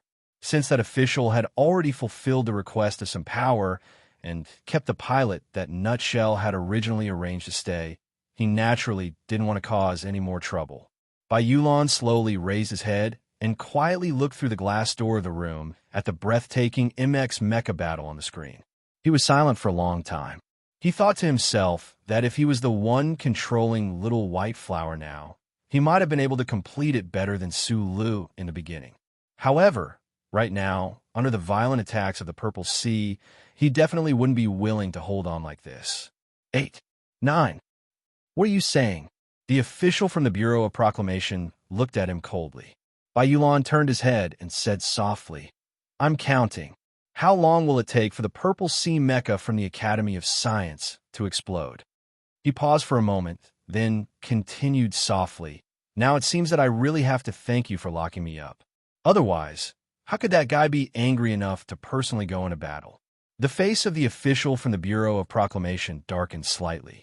He didn't say anything else. He turned his head to look at the MX battle that he was also very interested in. He thought to himself that this delicate man was probably mad to the point of insanity. Otherwise, why would he say such a thing? Some people participated in the Federation's extreme long-distance race, but in the end, their legs were crippled and their bodies were exhausted. However, they still stubbornly shook off the hands of the medical staff and limped towards the finish line, ignoring whether there were still spectators around them. Su Lu respected these men with sportsmanship, but he would not do that. He didn't want to cause trouble, wasn't afraid of trouble, and didn't want to attract attention. But if he was running on the track and people in the same race tried to trip him or use tricks, then he would keep running until he overtook them and won the championship. Then he would turn around coldly, look at those people, ask why, reason with them, and fight for his dignity. This guy was not afraid when someone pointed a cold gun at his head in the Donglin district. He was only angry. When he encountered an iron fist, he did not cower. Instead, he bravely escaped. He did not leave timidly. Instead, he went to find Fonyu. This guy was not afraid when he saw the black mecha in the underground parking lot. Instead, he kicked it fiercely. When he was bullied by important people, he did not back down. Instead, he stood up bravely. He did not use the data to try to get anything. Instead, he stood there silently, waiting for reason and fairness. He stood there until now. The Little White Flower's mecha was in a sorry state. It was miserable. It could explode at any time, but he refused to admit defeat. Perhaps even he himself did not understand when this stubbornness, which seemed to have faded from his life as a young miner, had returned to his body. He did not think of Uncle Fonyu. He did not think of the innocent waitresses who died in the Linhai State Stadium. He did not think of Zhang Xiaoming, who died in a political conspiracy. He did not think of Shi Qinghai, who was betrayed and disappeared. He did not think of Professor Shun in the Galaxy Public Cemetery. He did not think of the old professor's hard work in the experiment data. He did not think of the officer surnamed Park on Hushan Road. He did not think of the broken bodies at the concert in Huanshan Mountain. He did not think of the independent director in the rainy night. He did not think of Magnolia, who was arrested by the Bureau of Proclamation 2 days ago, because there was no need to think of these. They were all buried deep in his mind. From Donglin to S1, the unfairness, darkness, and conspiracy of the Federation had always been there. Su Lu often thought of the letter Shi Qinghai left for him before he left. In the face of social injustice, some people wanted to be the ones to inflict it. Some people silently accepted it. Some people wanted to change something. Those without power would shout on the internet, using silence to express their anger. And what should those with power do? MX Mecha, the Academy of Science, politics, the election, Sulu had already unconsciously become a person with power. He could change some things, so he told himself that he must persevere. Each time the little white flower suffered a heavy blow, it was like a sledgehammer striking a rock. This rock persevered, but who knew whether the rock would shatter in the end? Or the sledgehammer would shatter? Or would the people in the Federation who wielded the sledgehammer be afraid and tired? Sulu stared with red eyes at the crazed silhouette of the purple sea mecha in his field of vision, but he was unusually calm as he carried out his own operations. The little white flower mecha could not hold on for much longer, but he was becoming more and more familiar with the controls, feeling stronger and stronger. Those 10 poses that Uncle Feng had taught him back then were all perfectly executed by him using the little white flower mecha. His eyes were red. Naturally, it was not because he was moved or sad, but because there was fire, a very big fire. Sulu stared at that terrifying purple sea mecha, thinking of that arrogant and unreasonable person inside the mecha. When we first met at Linyuan, you wanted to kill me. When we met at the hospital, you said you wanted to kill me again. Today, when we met again at the peak of Old Moon Peak, you still wanted to kill me. Although you have never really killed me, what do you have to say this so calmly? You are the only grandson of the Federation's military god. You are a rare, genius pilot. You joined the army at the age of 12 to kill the enemy, and you have already become a legend. So you want to proudly say that one day you will kill me? I won't accept it. I won't accept it. I won't accept it. I won't accept it. I have already killed when I was 10. Today, I want to beat you up and then make you call me uncle. 98, 97, 63, 61. 38, 37. Sulu and Shangqiu had repeatedly calculated many times. The electronic jets that the Purple Sea Mecha had designed based on that deviated functional model could only last for 3 minutes because the dual-engine mecha needed to adjust its posture while in overclocking mode. In the past, in his mind, 3 minutes was a very short amount of time. But today, he found that these 180 seconds were actually as long as space travel and unbearable. There were still 37 seconds left, but the little white flower mecha was already at its most dangerous edge. Sulu silently operated his mecha to make an attack motion, but he knew that even if he did not accept it, he was going to lose today. However, right at this moment, the Purple Sea Mecha, which had been as crazy as a drunken tiger, with an overwhelming presence, and had the absolute advantage all this while suddenly seemed somewhat uncoordinated as it executed a standard left spinning sideways attack motion. In the next instant, the Purple Sea Mecha's beautiful back armor vibrated. On the giant holographic screen in the ground command hall, many of the technical parameters belonging to Mecha Number 1 were performing perfectly. Even in overclocking mode, they were still very stable. In contrast, on the other side, Mecha Number 2's technical parameters were already somewhat horrible to look at. No one knew how that nutshell pilot could still operate a mecha that was about to be scrapped. However, right at this moment, the light beam representing the most important power output indicator of Mecha Number 1 abruptly stopped moving up and down within a normal range, coming to a standstill at a certain level. Then, the power output light beam fell abruptly, rushing towards its original position. The red light beam fell abruptly. It looked like blood loss. It was a ghastly sight. No one in the entire command hall could react. Even Nutshell and the other engineers could only stare blankly at the holographic screen, thinking that their eyes were playing tricks on them. However, Shangqiu, who had been nervous for a long time, reacted faster than anyone else. She raised her right hand high into the air and clenched it into a fist. In her fist was a pen. She shouted excitedly, F***CK. The profanity of this genius female engineer woke up many people in the command hall. As if someone was commanding them, the engineers, experts, and professors of the 3 factions all let out cries of surprise at the same time. Combined together, it was like a giant wave flooding the entire command hall. In the stands, Lin Yuanhu, who had been quietly chatting with the National Security Advisor, had not looked at the monotonous and one-sided battle on the holographic screen in order to show his confidence to the people of the Federation. He indeed had absolute confidence in both Purple Sea and Madman Lee, especially after overclocking mode. So, when he heard the cries of surprise, he could not help but be a little surprised. Dean Lin Yuanhu turned his head and saw that the power output indicator on the holographic screen had already fallen to 0. He stood up abruptly, his aged lips becoming incomparably pale. His body swayed twice. He clutched his left chest, as if he could collapse at any moment. The soldiers in the Old Moon base had already counted to 70. They thought that Purple Sea's mecha was already in the bag, and that perhaps the nutshell white mecha would explode in the next moment. Bai Yulan had already stood up and was standing behind the door. She looked at the holographic screen with slight anxiety. She had already counted to 37 seconds, but it seemed that she could no longer see the possibility of what would happen next. Right at this moment, the sound of the Old Moon base counting suddenly stopped abruptly. Everyone looked at the holographic screen in confusion. They did not understand why the Purple Sea mecha's originally incomparably sharp left-turn footwork had become somewhat sluggish. Moreover, the sluggishness was a little too much. It's probably the image being delayed, some people thought in their hearts. Maybe he wants to leave the nutshell mecha to play with for a while longer. Some people thought of Lieutenant Colonel Li Feng's movements. What happened next made the speculations of all the Old Moon base officers become a joke.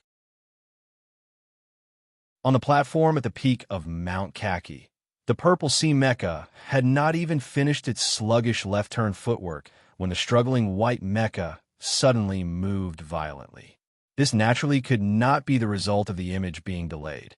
In a moment when the Purple Sea mecha was on the brink of dissatisfaction and struggle, every abnormality in its movements was like a provocative signal that entered Su Li's brain through his eyes.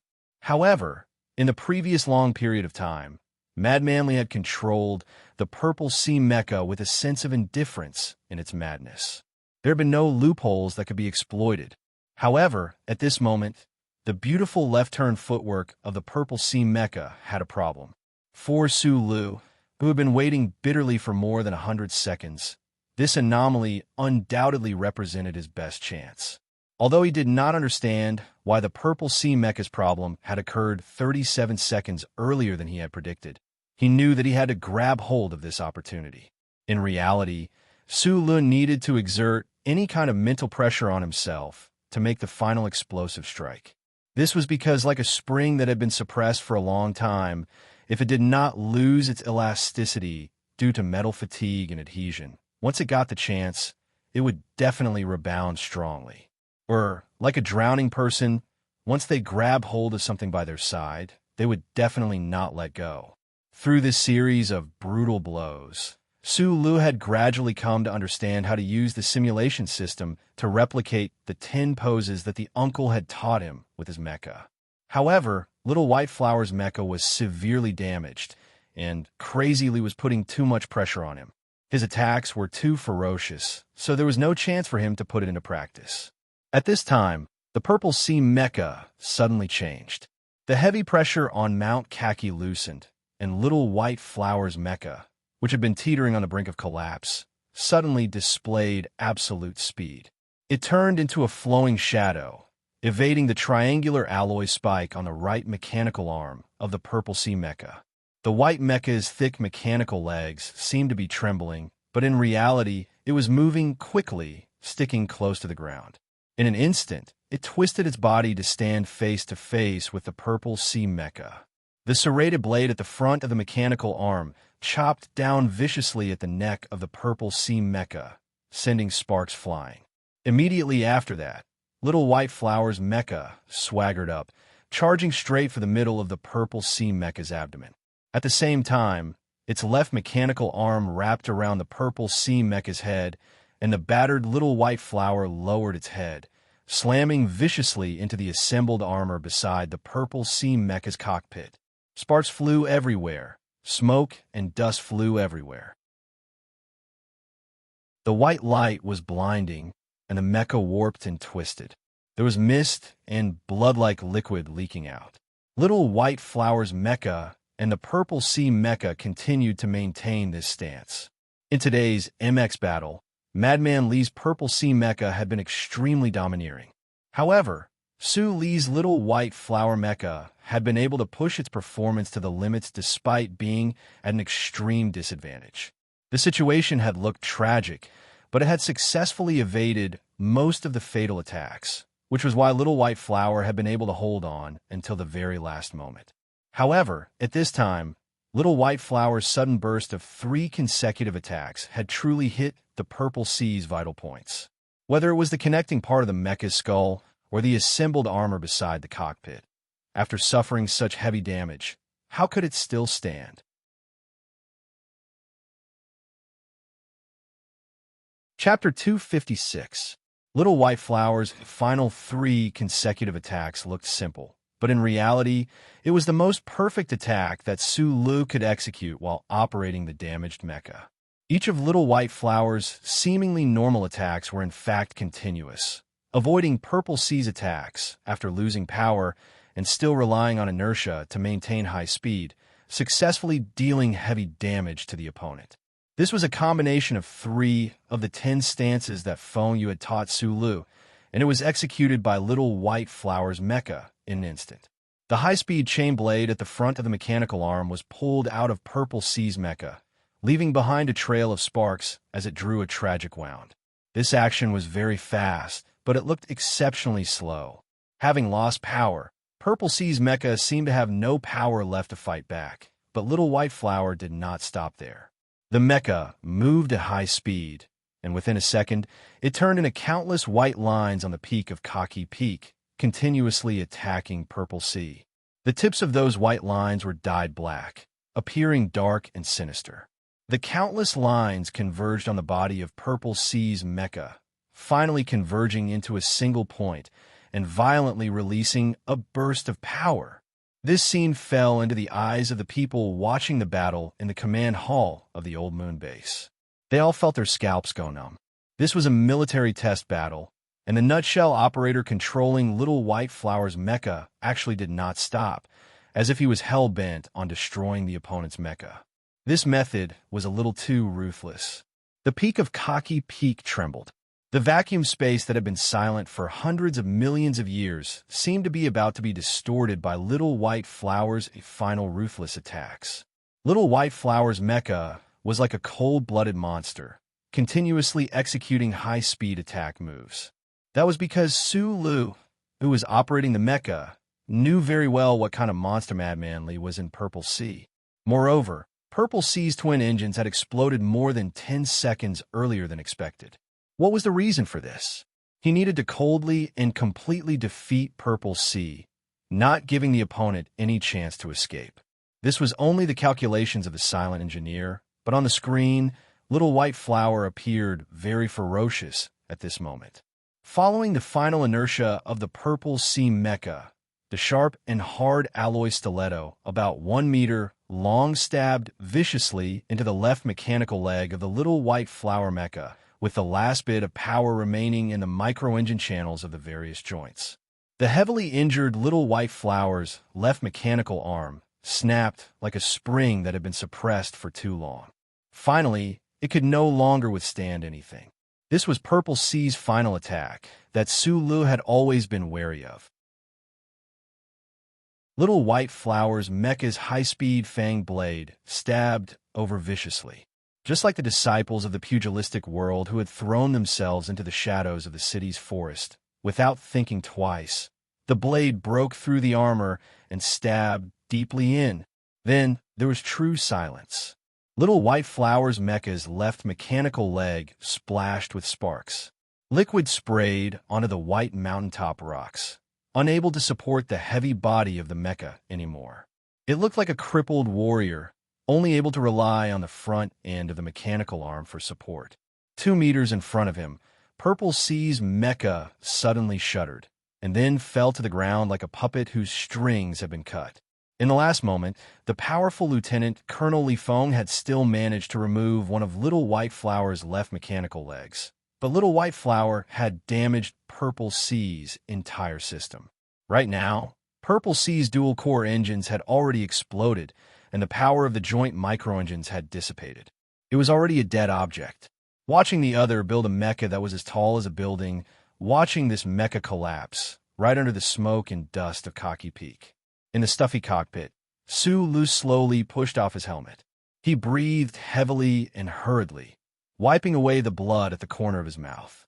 Looking at Purple C's mecha that was like a pile of scrap metal not too far away, he knew that the opponent no longer had any combat power. Only then did he truly relax and not continue to pursue. A faint trace of excitement and frustration welled up in his heart, but Sulu did not feel the slightest bit of pride. He narrowed his eyes and stared blankly at Purple C's mecha on the ground, endless exhaustion welling up in his heart. Madman Li had not been defeated by him. It was just that Purple C had been defeated by Little White Flower. As a pilot, he did not have any sense of accomplishment with which to boast about himself. The onboard computer of Little White Flower's mecha began to sound an alarm. The assembly system was already on the verge of collapse. The gravity of the old moon was much smaller than that of the S1 mecha, but the previously incomparably powerful and seemingly invincible Purple C's mecha collapsed with a crash into the weathered rocks, shaking up a cloud of dust on the ground. It appeared exceptionally heavy. Everyone who saw this scene felt as if their hearts had been ruthlessly smashed by a heavy stone. Purple C's mecha collapsed on the mountaintop. In the cockpit, Li Feng slowly pushed off his helmet and then lay motionless on his back. Through the visual system, he looked at the starry sky above his head. For a very long time, he did not speak or move. He only remained silent. Purple C's mecha had been continuously damaged in the end. Its engine had exploded, and it was already a pile of trash. The last life support system was also beginning to gradually lose its function. Danger was approaching, but Madman Li did not seem to care at all. In the previous battle, Purple C had always held the advantage in terms of attack. His body had not suffered any injuries. A strange expression flashed across that delicate face. His thin lips moved slightly, and he muttered to himself, F***K. The sound of counting in the old moon base came to an abrupt halt the moment Purple C's mecha had a problem. The scene that had happened in reality made those Federation soldiers who were proud of Philadelphia's military god feel incredulous. The people in the hall stared at the holographic screen, seeing Little White Flower's last series of vicious attacks. Their expressions were abnormally shocked. When the last purple mecha suddenly and decisively fell to the ground, while Little White Flower's mecha was still dragging a broken mechanical leg and barely standing up, the old moon base became even quieter, a deathly silence. Then, almost at the same time, there was a burst of exclamations and curses. F***CK. In the room upstairs, by Magnolia shook her head. She glanced at the extremely ugly expression of the Bureau of Proclamation official beside her. The fist in her pocket clenched tightly, and she let out a muffled breath. The ground command hall was even more lively. No one could accept this result in a short time, including the expert engineers from the Nutshell Engineering Department. Purple C's mecha from the Academy of Science was clearly about to obtain a decisive victory, but in the end, it had exploded. In the previous parameter curves, there were no signs of danger at all. What was going on? F***CK. Although the technicians from the Nutshell Engineering Department couldn't understand, seeing their company's Little White Flower obtain the final victory, they were already jumping up and down in excitement. They clapped and cheered with each other, using vulgarities to vent their excitement and nervousness. Shang Xiu was one of the few people who could foresee today's situation. When the Purple C's power output had abruptly decreased, she had already involuntarily cursed. Now, however, she was able to stabilize her emotions. A happy smile appeared on her clean face. Although she knew from the very beginning that the Purple C mecha was the biggest hidden danger, Madman Li's suppressive fighting style had successfully dealt a heavy blow to Little White Flower. She had been worried for so long, and now she could finally relax. Subconsciously, Shang Xiu turned around to look. She wanted to see the expressions of the professors from the Academy of Science and Director Lin Yuanhu. Although the mechanics and engineers of the Federal Military General Assembly Base were also abnormally surprised that the successor of the war god would lose this battle, they still woke up a little faster than the two parties involved. They had already begun the follow-up procedures. They were just thinking in their hearts. The excellent performance of the Purple Sea Mecha had actually been destroyed in the last second. What was the reason? The professors and experts of the Federal Academy of Science were looking at the screen with desolate expressions. They looked at the two mecha that had already entered the recycling procedures. They had put a lot of blood, sweat, and tears for that purple MX. Now, they could only watch helplessly as it was defeated. No one could understand why the engine had malfunctioned. That kind of feeling of defeat, mixed with the confusion of the unknown, made their expressions incomparably gloomy. Shang-Xiu looked at these images, and a sweet and satisfied smile bloomed on her lips. However, she immediately noticed that Director Lin Yuanhu, who had originally been stunned, had now calmly returned to his seat. Her heart couldn't help but skip a beat. The important figures of the Federation government and military in the stands were all shocked by the sudden turn of events at the peak of Kaki Mountain. They all stood up, hands on the railings in front of them, and looked at the screen in shock. Occasionally, they would lower their heads and whisper something to the people around them. Just as they were about to sit down, the sound of footsteps came from the entrance of the command hall. The president of the Federation, Mr. Sieg, had finally finished an important meeting and hurried over. However, the battle was already over. Everyone stood up and saluted the president. Shang-Xiu, however, noticed Supervisor Jose, who had walked in with the president. She narrowed her eyes. She couldn't help but feel that there was some hidden meaning in Supervisor Jose's gaze. The battle at the peak of Kaki Mountain had already ended. The Federation's near-space fleet was currently completing the recovery procedures. The images on the giant holographic screen had already been replaced by a continuous flow of various technical data comparisons. The soldiers at the Old Moon base who had watched the battle had already left, cursing and swearing. The two pilots who had personally participated in the battle were currently receiving treatment. Meanwhile, there was still a lot of work to be done in the ground command hall. These tasks were even more important than the battle itself. While the preparation procedures for the data calibration were being carried out, the command hall was temporarily much quieter. Many people began to rest, drinking coffee, and trying to soothe their previously tense emotions. In a small conference room at the side of the command hall, President Sieg sat in the middle seat. He lowered his head and looked at the battle report presented by his subordinates.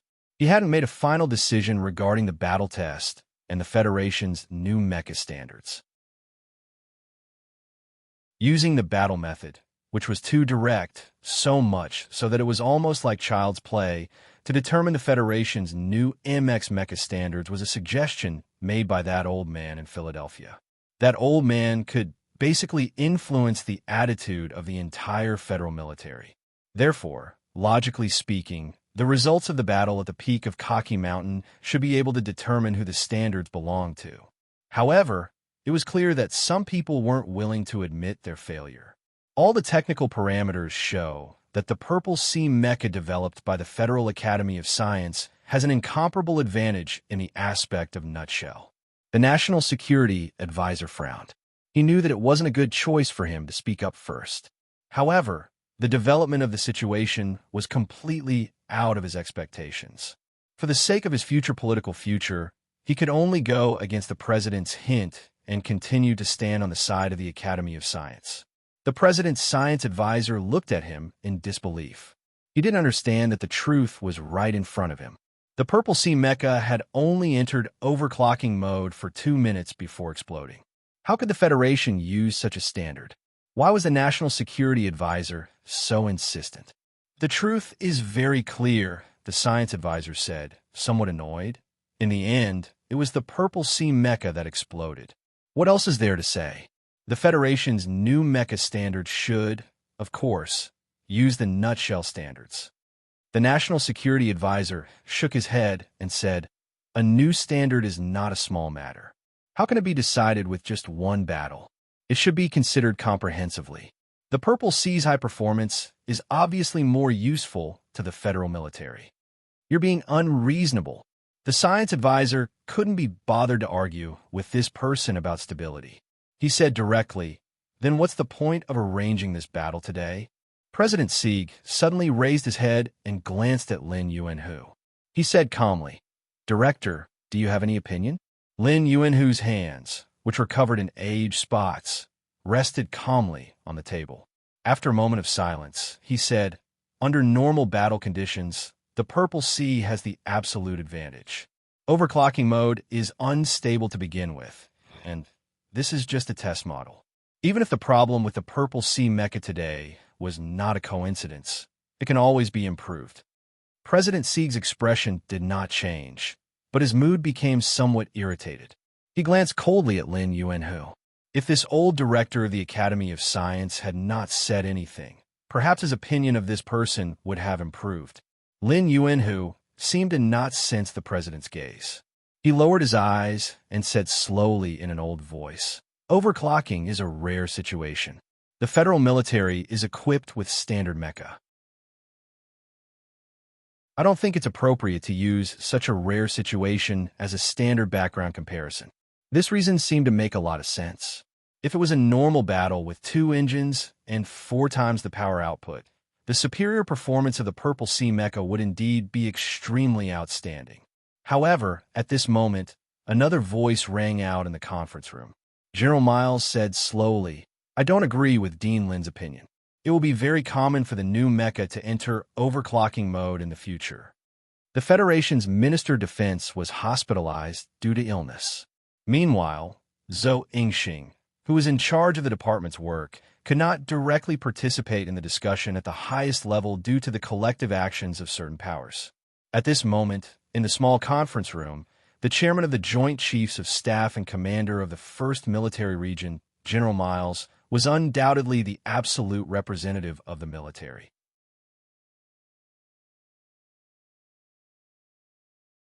Chapter 257. In the battle for the standards of the MX mecha, General Miles, as one of the most important figures in the military, had once leaned towards the Federal Academy of Sciences' Purple Sea mecha. On one hand, he had been influenced by certain people, and on the other hand, he respected Director Lin Yuanhu. Having been in the military for decades, he knew better than anyone how much the Federal Academy of Science had contributed to the Federal Army. In fact, it was not just him. That 3-star female, General Hong Yuliang, who was cruising in space, had leaned towards the standards of the Academy of Science in the beginning for this reason. However, the Federal Army was loyal to the Federation and the representative of the Federation, Mr. President. The excellent traditions of the past many years allowed this iron-like army to not lose its way amidst the prosperity of interstellar space. These military bigwigs, when faced with a major issue that involved the combat power of the Federal Army, would immediately abandon their former personal standpoints and completely stand from the perspective of the Federation to consider the problem. The results of today's battle were already out. The words of Director Lin Yuanhu earlier had made President Sieg very dissatisfied, and a trace of displeasure had also surged in General Miles's heart. How difficult was it for the federal military to cultivate an excellent pilot? Did they have to let the military pilot that Purple Sea, which could explode at any time? Even Lieutenant Colonel Li Feng had lost to an engine explosion, let alone other pilots. Therefore, when Director Lin Yuanhu felt that the new MX mecha's overclock state was rare and could not be used to compare the strengths of the 2 mecha, he had to stand up and say something. As the #1 figure in the military in the present conference room, his words carried a lot of weight. And to a certain extent, he also represented the military's opinion on this battle. Mr. President has been personally paying attention to the development of the new MX mecha. General Miles looked around coldly and explained, "The reason for this is actually very clear to everyone in the conference room right now. That is because of the information received from the Empire. The Empire's development of the new mecha has already begun, and they have made a breakthrough. As for what level of breakthrough, we have no way of knowing. Everyone has seen today's battle. Under the support of the new MX mecha's super maneuverability, the mecha's self-contained long-range firepower system has been greatly reduced. As long as the enemy is unable to concentrate their firepower in a short period of time, An MX mech is a great gun that can penetrate the enemy's formation and engage in difficult battles. Whether it is the Federation or the Empire, if they want to prevent the enemy's new mecha from launching a surprise attack in a complicated environment and a low-intensity electronic surveillance battlefield, there is only one way to do so. General Miles solemnly extended a finger and said in a heavy tone, "Use a new mecha against a new mecha, and it's close combat. I'm not used to underestimating the Federation's enemies.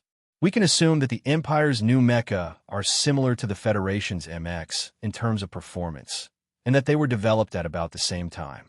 In that case, the new mecha's close combat capabilities will be an important factor in influencing the situation on the battlefield." General Miles frowned and stopped the National Security Advisor from interrupting. He continued, "We all know that overclocking combat is not a stable special state. In a normal battle, no pilot would be willing to enter this state. However, the problem is that the battle of the new mecha is close combat. If you want to kill the enemy and not be killed by the enemy, you can only enter the overclocking combat state. Overclocking is very dangerous. Those barbaric bastards in the Imperial Royal Mecha camp only have melodramatic thoughts of dying for a just cause. Would they be afraid of this kind of danger? Of course, they wouldn't be afraid. Then what about us? Even if the pilots of the Federal Army are afraid, they can only not be afraid. Because if they are afraid, they will die. That's why I said that in future planetary surface battles, the new mecha's overclocking combat will be the norm." General Miles glanced at Director Lin Yuanhu and said slowly, "The stability of the mecha in the overclocking state is the most urgent requirement of the federal military. Performance is very important, but stability is even more important. The military has always followed this standard when purchasing. We will never let our own young people take this kind of risk."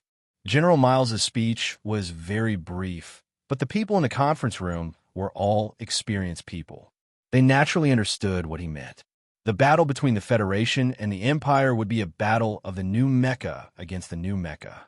Under this kind of situation, if the Federation pilots were to operate a mecha that would explode in less than 3 minutes after entering the overclocking state, how would they have any chance of winning? Lin Yuanhu's calm face looked even older.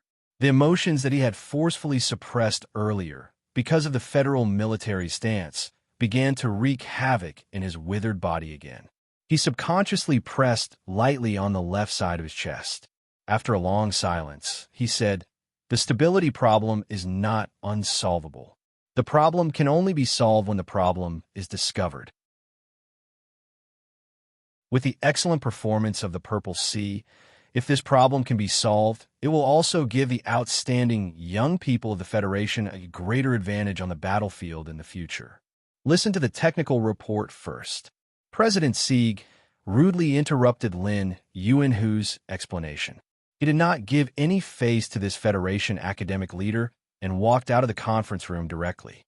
Outside the conference room, the deputy director of the Office of the President's Residence, Breen, had been waiting. She took the document from the president's hand and glanced at it from the corner of her eyes. Then she saw President Sieg nod inconspicuously. Breen trailed behind the crowd. She took out her encrypted phone and dialed a number. After a moment, she said softly, "Madam, Nutshell's performance is very good." None of the important people of the Federation who were walking toward the command hall noticed Breen's call. The National Security Advisor, who had walked a step behind President Sieg, saw the president's gloomy expression and hurried footsteps. He knew that what he had said in the conference room earlier was very inappropriate. Although President Sieg's term as president was about to end, the National Security Advisor did not want his personal relationship with him to be affected. He decided to explain something.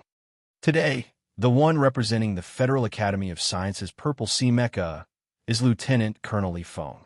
He is the grandson of that old man in Philadelphia.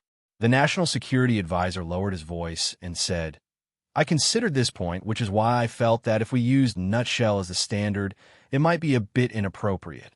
What kind of person do you think Marshal Li is?"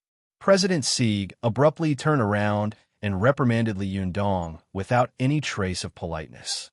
His voice was not loud, but his tone was very heavy.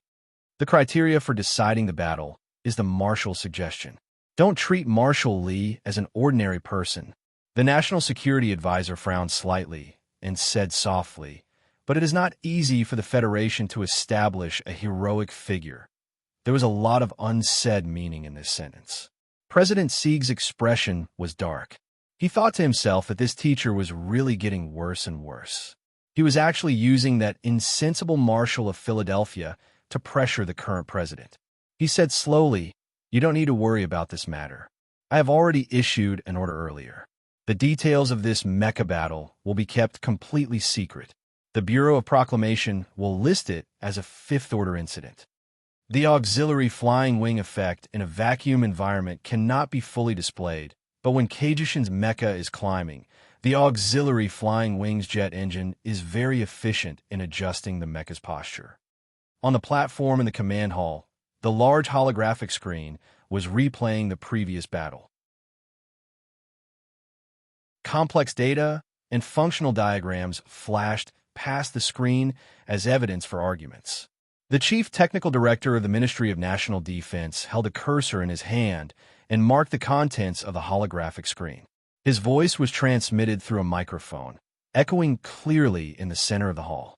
The technicians of both sides were seriously checking the accuracy of the data. The technicians of the military were providing content for the director on the platform. The important figures of the Federation on the platform listened silently and seriously. The hall was silent. "Everyone, please pay attention to the CLK value and CLS value." The technical director used a cursor to point at the two curves on the holographic screen. Suppressing the excitement in his heart, he said as calmly as he could, "The power output indicators of the two test mecha have already greatly surpassed the limits of current technology. The quadruple power output of the twin engines has been fully demonstrated. The new ADS adaptive suspension system has also performed very well in this test. According to the data just obtained, the adaptive suspension systems of the two MX mecha should be able to last for another 200 minutes or more during the passive wear and tear period."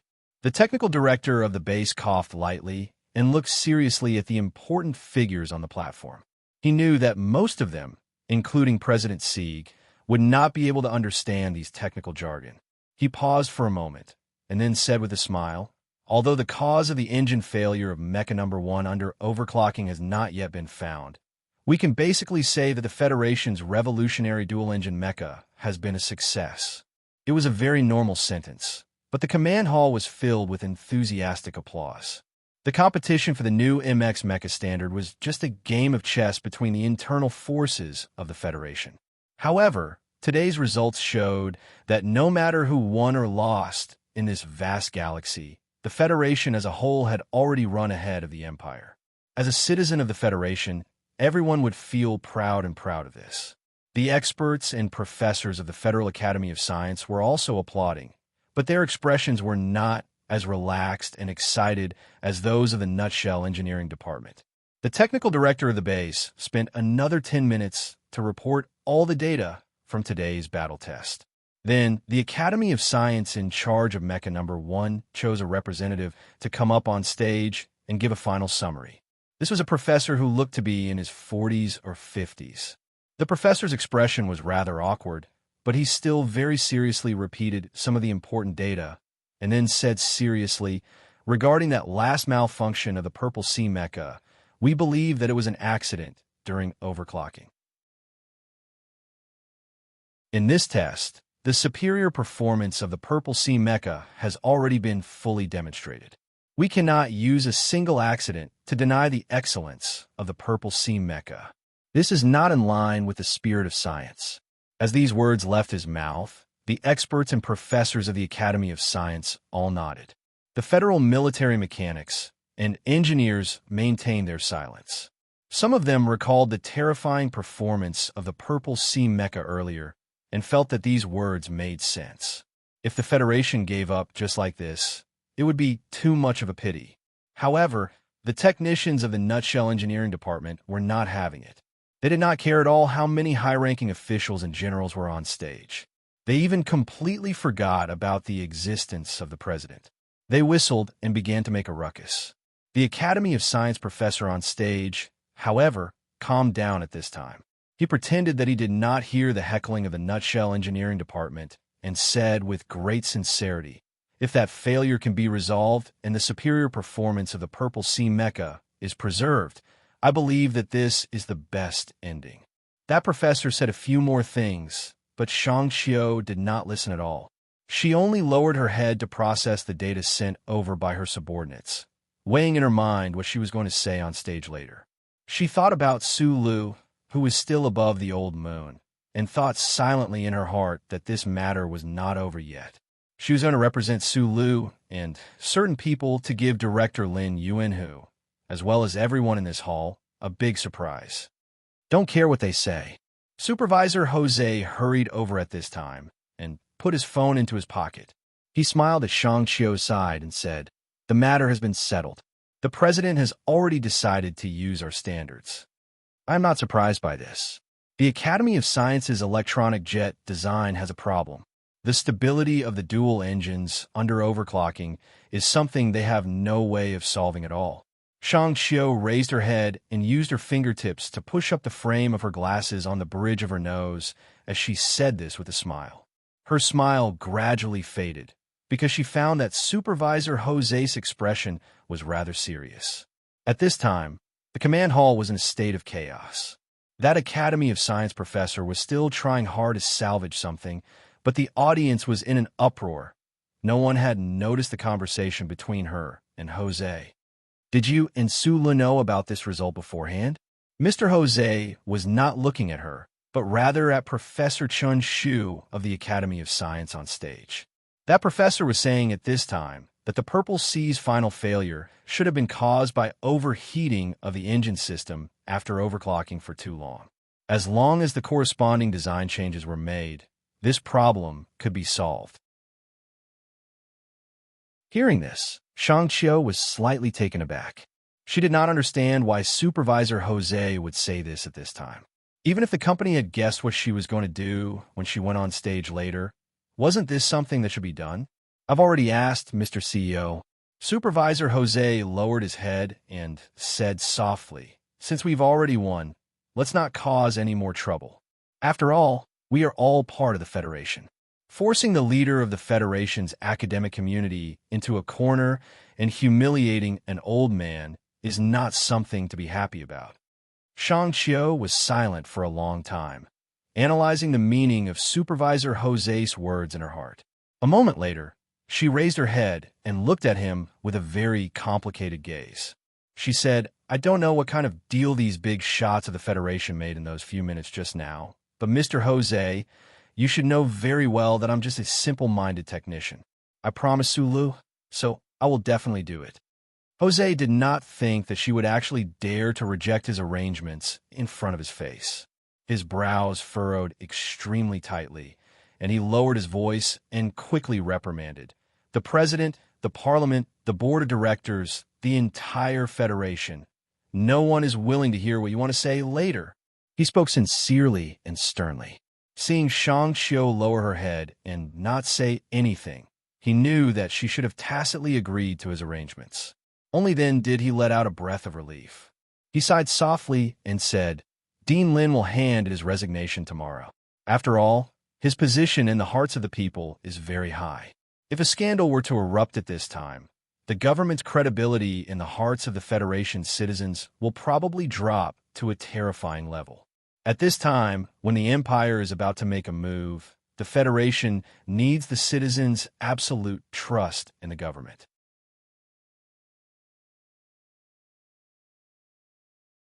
Chapter 258. Seeing the technical representative of Nutshell take the stage, the command hall immediately became much quieter than before. Then, another round of applause rang out. This time, the applause was softer, but it lasted longer. The technicians of Nutshell looked excitedly at the young technical director on the stage. They knew better than anyone what kind of decisive role this genius female PhD had played in the development of the MX Mecha. Even the military generals on the viewing platform began to applaud, expressing their admiration for the technical prowess of the younger generation of the Federation.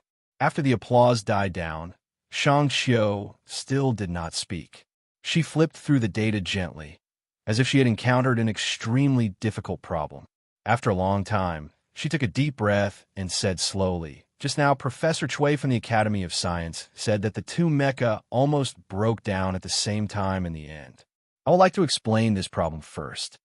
The final collapse of Nutshell's little white flower mecha was due to the long period of external attacks. On this point, we have to admit that the pilot controlling the Purple Sea had great combat power. On the other hand, the collapse of the Purple Sea was due to an internal engine error. In future battles with the Empire, which one is more fatal is a very simple logical question." At this point, Shang Xiu paused for a moment.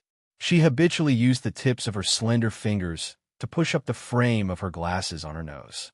Her nails were not painted with anything, looking very fresh and beautiful. She knew very well that Manager Jose's strict orders from below the stage were not false. This federation actually did not welcome the things she had wanted to do at the beginning. When Sulu had first released the news online, the president's office had already been enraged. They had wanted to beat the leader of the Federation's academic community down to the ground. Moreover, they had wanted to ruthlessly step on his old face. This had indeed touched the sensitive nerves of many important people and hurt many people's interests, even if these important people had initially stood on the opposite side of the Federal Academy of Science. However, this actually had nothing to do with the trust of the citizens towards the government that Jose had just mentioned. This was purely a matter of face for the Federation. The class that controlled this Federation did not want to show their ugly side in front of the ordinary citizens of the Federation. Even the citizens of the Federation probably did not want to know about Director Lin Yuanhu's moral problems. Once the beautiful image of a master idol was shattered, it would bring about mental pain. Thus, most people would rather not know the truth, only living in the lofty facade created by the newspapers and periodicals. Shang Xiu thought to himself in a self-deprecating manner. Wasn't he the same? Before Su Lu used data, calculations, and today's facts to convince her, how could she believe that Dean Lin Yuanhu would do those things? She was not going to say anything else, so she closed the calculations she had been preparing for a long time. Slowly raising her head, she said, "The Purple Sea mecha's performance is indeed excellent, but since it is a new military standard mecha, its stability is of course." Suddenly, she saw familiar faces on her right. They were her partners who had worked day and night with her for several years. Her partners all had puzzled expressions on their faces. They were probably wondering why Shang Xiu was so calm today. The other people in the command hall were not surprised. A young and beautiful female engineer was able to become a first-class technical supervisor of the Nutshell Engineering Department. There must be a lot of different things about her. The people of the federal military felt that this level of calmness was the quality of the engineer who designed the MX mecha. "I can't go on," Shang Xiu suddenly said with a frown. Shang Xiu suddenly frowned and said. Then she took off her glasses and threw them on the table. Looking at the people on the stage, she took a few deep breaths and said, "Because this is not what I wanted to say." Below the stage, Mr. Jose's expression darkened slightly. He had received a call earlier and found out about the final decision of the Madam, the Board of Directors, and Mr. President. That was why he had spoken to Shang Xiu earlier. However, at this moment, it seemed that Shang Xiu on the stage had lost control of her emotions. He was about to send someone else up when a voice rang out from the stands. "What did you originally want to say? Then say it." The people in the command hall turned to look and found that the speaker was President Sieg. Shang Xiu glanced at the president with some surprise and then glanced at Dean Lin not far from the president's side. She found that in these few hours, Dean Lin Yuanhu looked quite a few years older. She was silent for a long time. Her fingertips on the table suddenly brushed against the frame of her glasses. She paused slightly, as if waking up. Taking a deep breath, she flipped open the data book on the table and said in a clear voice, "Regarding today's MX Mecha Combat Test, I only want to say a few points. 1. The Nutshell Engineering Department won. 2. Since 14 years ago, when the seniors of the Nutshell Engineering Department started the project, The design goal of the MX Mecha was close combat at high speed. The MX Mecha will definitely, and is currently, changing the way land combat is conducted in the future. Only new mecha can deal with new mecha, and overclocking combat will be very common. An MX that cannot support overclocking combat is not an MX at all. 3. The Purple Sea's final engine failure was not a problem of overheating, but a fatal flaw in the design. This design error cannot be fixed at all unless the assembly system is modified.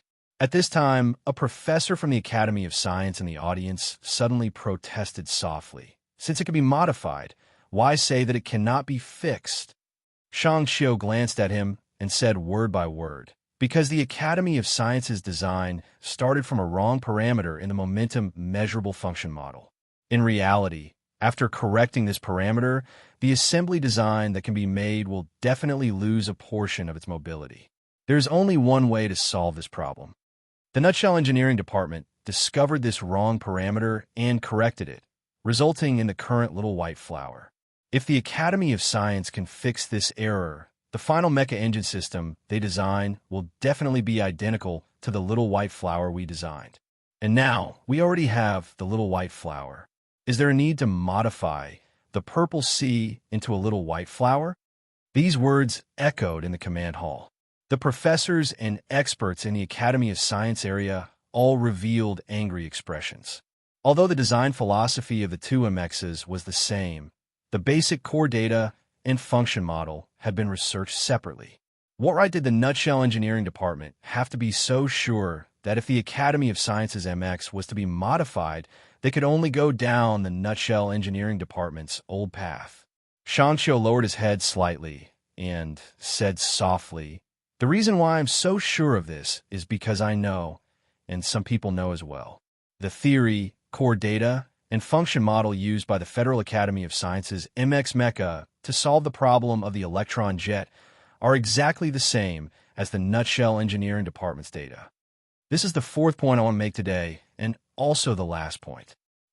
The meaning of this sentence was a bit of a mouthful, but how could the many experts immersed in the field of science not understand? Shang Xiu was officially accusing the Federal Academy of Science of plagiarizing or stealing the results of the Nutshell Engineering Department's research on the electron jet. For a moment, the entire command hall was in an uproar. The staff of the Nutshell Engineering Department had already heard of this rumor through the internet. Although they did not understand why engineer Shang Xiu was so sure, they were not too surprised. However, the experts of the General Assembly Base and the Federal Academy of Science were also a bit angry. Plagiarism was without a doubt the most serious accusation in the academic world. The research and development of the MX Mecha at the Federal Academy of Science had always been personally led by Dean Lin Yuanhu. How could these members of the Federation's academic community believe that the respected leader would do such a shameless thing? Shang Xiu raised his head and put on his glasses again.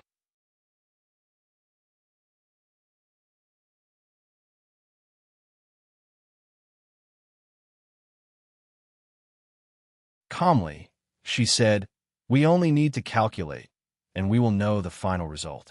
The last blueprint appeared under the holographic screen in the command hall. It was a drawing of the cracks on the inner wall of the engine made under laboratory conditions. Those cracks spread out in a radial pattern, leaving traces that could be seen. It was a shocking sight. The Purple Sea Mecha on Mount Kaki in the old month has already entered the recovery program. Later, we can compare the remaining traces of the Purple Sea Mecha's engine with this blueprint that I calculated beforehand.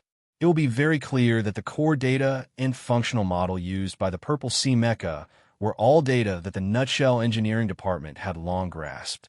Below the stage, a professor from the Federal Academy of Science suddenly shouted, "What does this mean?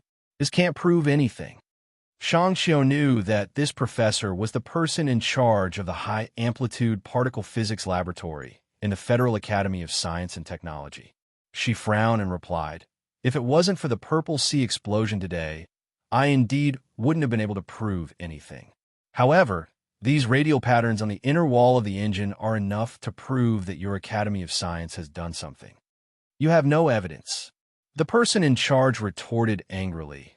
It must be that the Nutshell Engineering Department stole the data of the Academy of Science beforehand and found this hidden danger, but he didn't say anything. Now, he is using it to shamelessly slander us. Shang Qiu guessed that the professor below the stage must have been involved in the theft of the data. Otherwise, he wouldn't be so angry. Even now, he still insisted on quibbling. She could no longer control her emotions and said angrily to the people below the stage, "Don't forget that Professor Shenyulin's core data was electronically protected. There is a backup in the Federal Central Computer. If you were just using it as a reference, no one would have found anything, but you actually copied it completely. With the backup of the central computer and the traces on the inner wall of the engine, this is irrefutable evidence."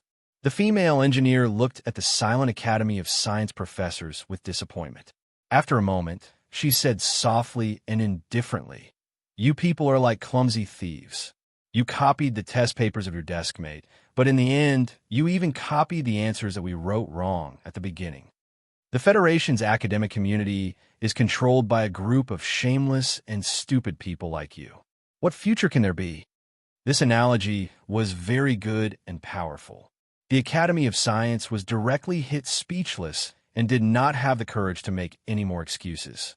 On the stage, Shang Qiu's face was full of disappointment. She took a few deep breaths before she suppressed the complicated emotions in her heart and prepared to leave the stage. However, at this moment, Dean Lin Yuanhu slowly stood up and asked, "Do you have anything else to ask?" Shang Qiu was silent for a long time. She then said, "The time of the Purple Sea engine failure that we calculated should be 3 minutes later, but in reality, it happened 37 seconds earlier." Lin Yuanhu's body looked particularly bleak in the stands. He nodded and replied, "I don't have much research on quantum dynamics. After getting Yulin's data, based on my years of knowledge and intuition, I always felt that there was a parameter in the function model. It always seemed a bit out of place and a bit unsightly when placed in the queue. The older a person is, the more timid they become. Not to mention, this is the microscopic domain that I'm not good at. Therefore, I did not make any changes to this parameter. I only reminded my colleagues in the Institute to add a high-sensitivity device to the Z4 electron jet. Once there was an abnormal situation in the engine reactor, it would react. The Purple Sea engine did fail, but did not spread to the fuselage and cause a full-scale explosion. I am very comforted by this." Shang Qiu suddenly asked, "Is it an irreversible cooling reaction?" "Yes."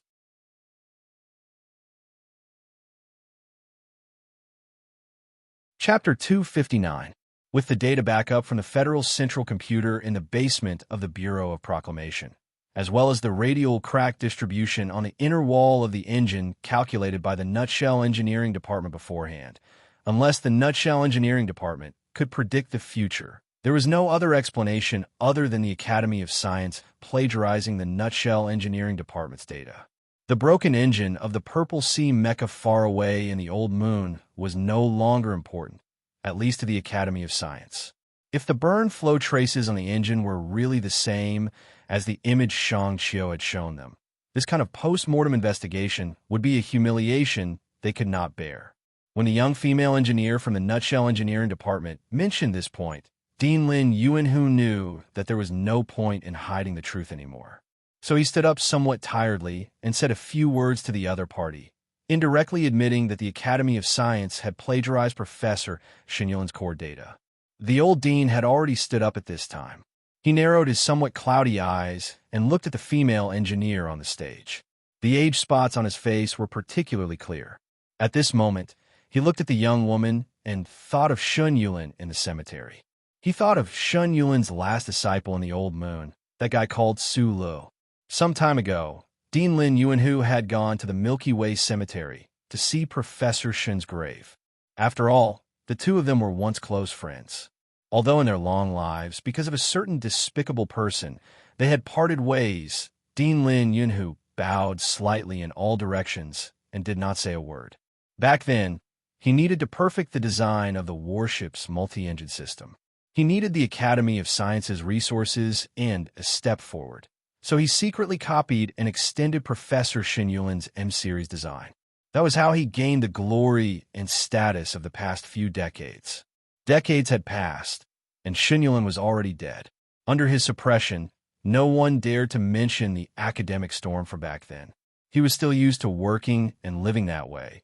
But in the end, he suffered the heaviest blow of his life in the development of the MX Mecha. That guy who likes to smoke, could he be laughing at me in the cemetery right now? The old and weak Dean Lin thought to himself. The entire command hall was dead silent. At this time, no one dared to open their mouths because the truth that Shang Qiu had revealed was too shocking. The important figures of the Federation in the stands all looked towards the president, but all they saw was President Sieg's incomparably gloomy face. Shang Qiu looked at the thin figure of Dean Lin in the stands, and countless complex emotions welled up in her heart. She actually couldn't bear to look at this hunched old man. Although she knew very well that Su's mission was to seek justice, the Academy of Science and Dean Lin Shut's reputation, she still lowered her head silently and began sorting through the data evidence.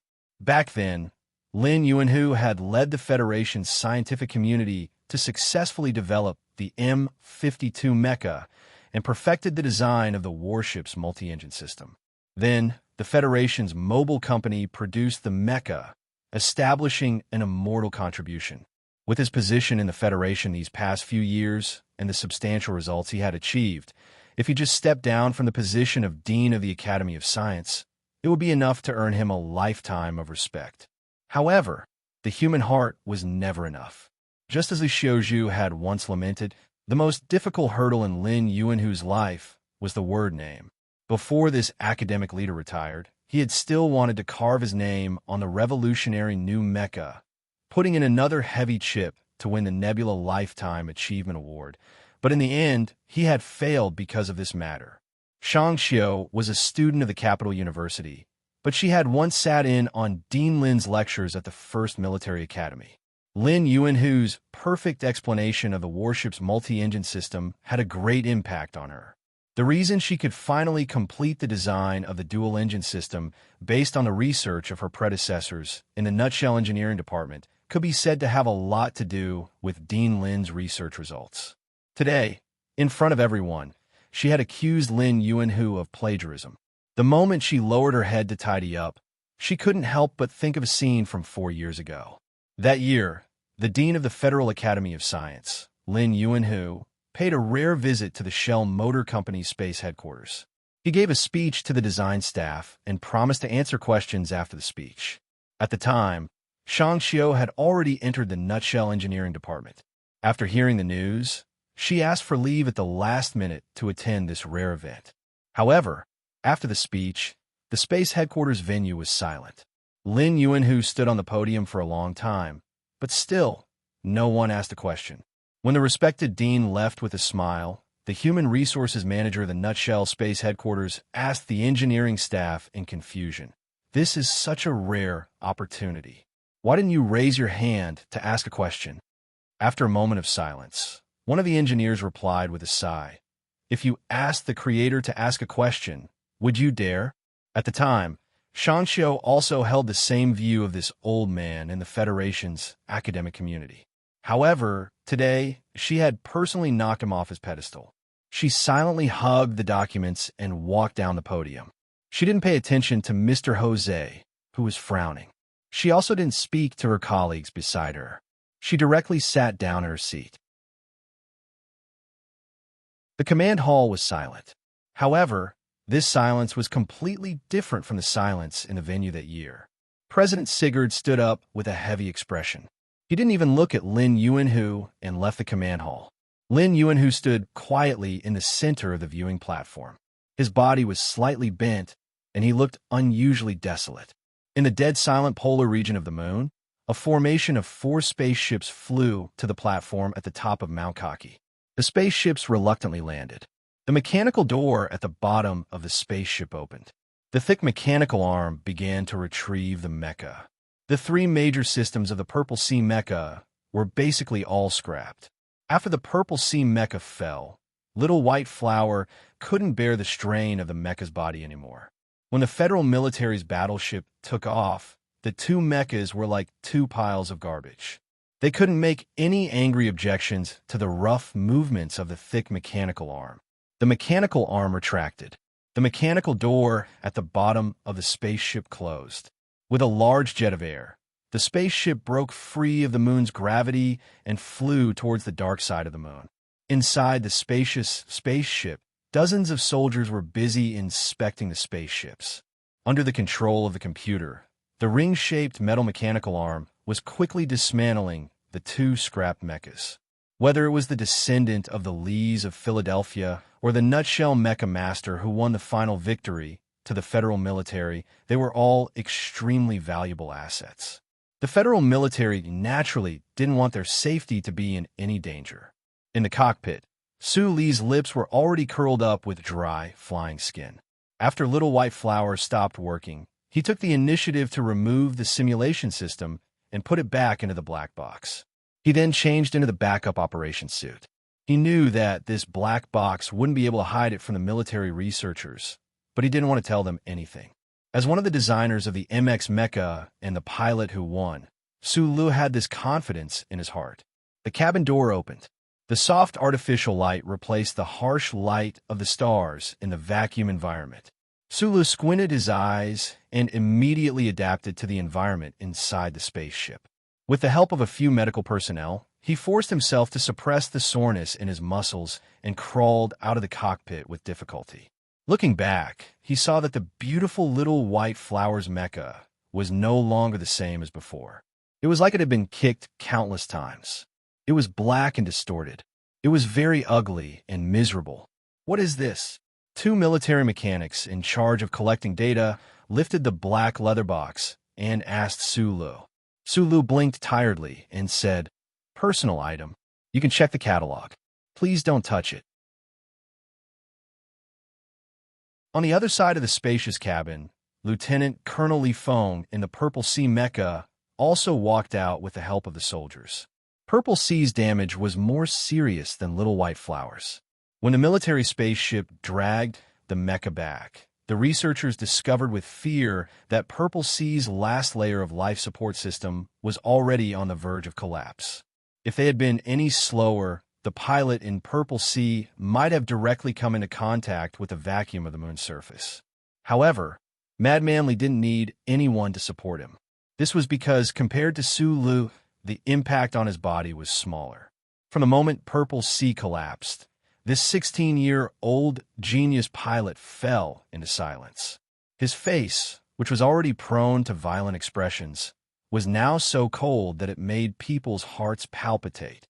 The special operations suit from before was no longer tightly wrapped around his explosive body. He was wearing a lieutenant colonel's military uniform. Standing on the floor, he turned his head to look at the other side of the cabin. A trace of unwillingness flashed through his eyes. "Lieutenant Colonel, what is this?" A mechanic stood at the door of the cockpit and asked while holding a small box in his hand. Madman Li turned his head to look at the man and said coldly, "Personal item. Don't touch it. After checking the catalog, return it to me." In a catalog of test body components provided by the Federal Academy of Science and the Shell Motor Company, Su Li's black box and Li Feng's small box were not there. The two mechanics each carried these two items and walked towards the storage compartment of the spaceship. Because the pilots of the Federal Army always had the habit of putting some special items in their mechas in order to get good omens, they didn't particularly care about these two boxes. They just felt that the personal items used by these two ace pilots to suppress their mechas were a little too big. One of the mechanics was numbering the items when he suddenly asked curiously, "That lieutenant colonel named Li Feng, I heard he's the grandson of the army god?" The other mechanic frowned and said, "Just now, the captain passed on the order from the department. This mecha battle is to be kept a secret. Apparently, it's an incident involving the fifth sequence of the Bureau of Proclamation." "What are you still talking about?" "I'm just talking to you. Besides, I don't mean to be disrespectful to the army god. I'm just very curious. What kind of mechas do the Lees of Philadelphia usually use? You should know that when we were in the 7th Armored Division, Our division commander's most precious special mecha camp usually used his own women's underwear." That person smiled and said. Then, his gaze fell on the two boxes.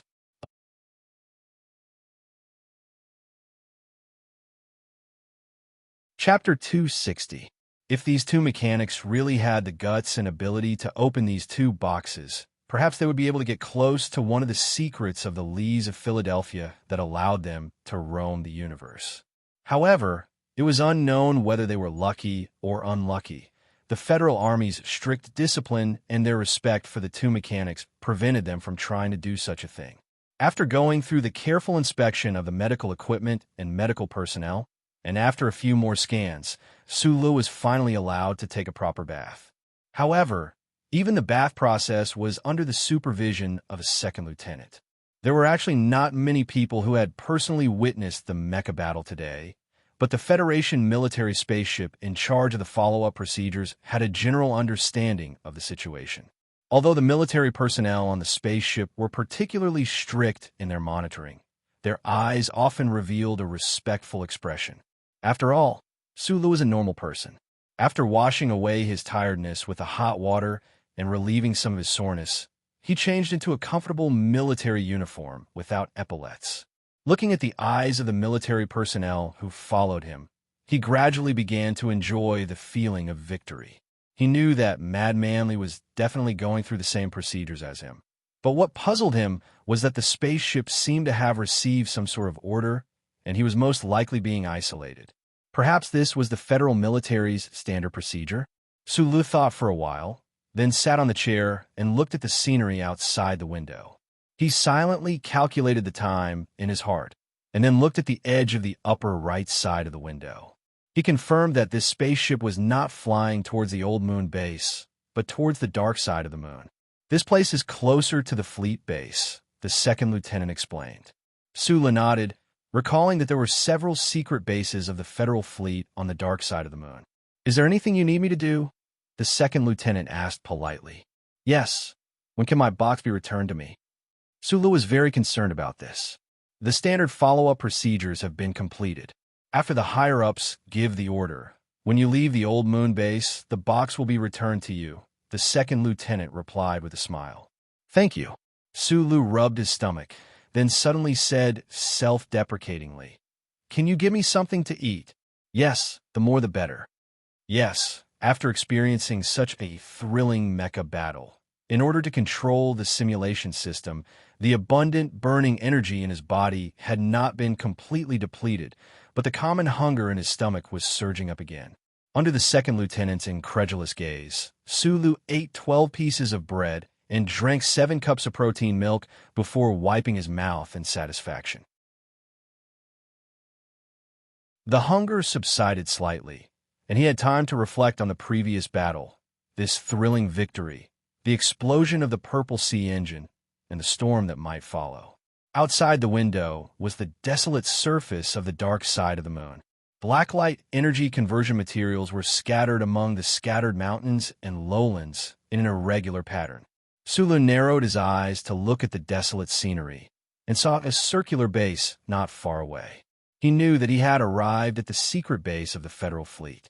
To the citizens of the Federation, being able to go deep into the dark side of the old moon and see the rumored circular base of the Federal fleet was something worth bragging about. However, Sulu was not excited at all. He was thinking about other things, so he narrowed his eyes and remained motionless. Escaping from the foot of Mount Khaki to the peak, and then being suppressed by the terrifying attacks of the Purple Sea while in overclocking mode, Sulu had persevered for so long in such a passive situation. The ability that exceeded the limits of the human body had overdrawn his mental and physical strength. Sitting in the chair, he felt very tired, as if he was about to collapse. At this time, his thoughts were so complicated and chaotic. Looking at the rise and fall of the dark side of the old moon, he unknowingly fell asleep. In his dream, he thought of many things, many people, especially that righteous face of Senator Macklin, which was deeply engraved in his dream. In his dream, he only did not think of that dark dream. This was really a happy moment. The days in the Federal Fleet's circular base were very boring. After a few hours of rest, Su began to write his own battle test report on the standard form provided by the base. The Federation's first MX Mecha battle test had ended.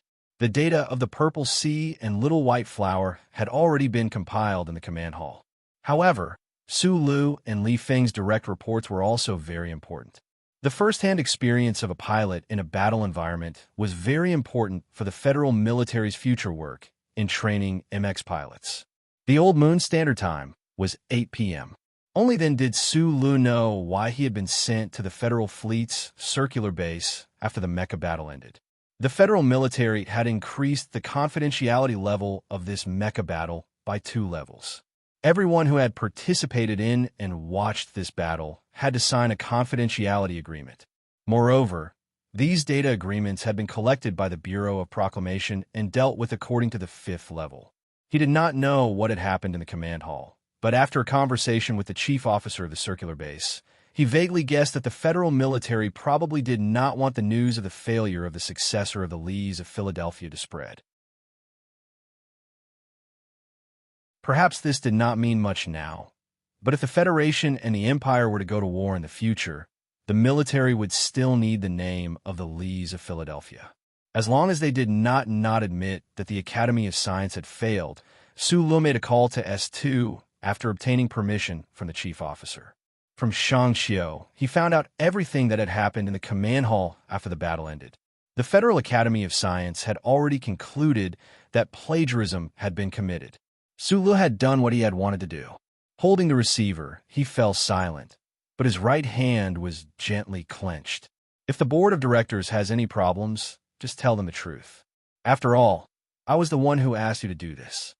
From Shang Xiu's retelling, Su Lu knew that the accusations made by the engineering department against Lin Yuanhu this time had angered many powers within the Federation.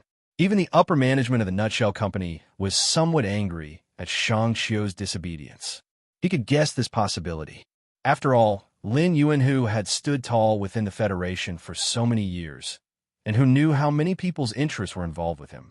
Technology was indeed power, or else Su Lu and Shang Xiu would not have been able to make Lin Yuanhu lose face. However, reputation was even more powerful, so from the government to the Federation, no one wanted to see these 2 youngsters from the Nutshell Engineering Department do such a thing. After hanging up the encrypted phone call, Su Lu was not worried about the situation. In other words, he did not care about the reputation or status that the Federation would give him. Instead, he felt a touch of disdain and anger. Even Shang Xiu did not know that the core data that the Federal Academy of Science had stolen from the laboratory had been tampered with by him. Using Shang Xiu's powerful and resonant example in the command hall, Su Lu had deliberately written a wrong answer in advance before his deskmate had plagiarized. The Federation did not want Dean Lin to be involved in a plagiarism scandal, and neither did the Nutshell Company. This was because the big shots and politicians in the upper management could play tricks and compromise to gain benefits. However, Su Lu didn't want to obtain anything. He had spent half a year and put in a lot of sweat and blood. What this 20-year-old young man wanted was only one principle.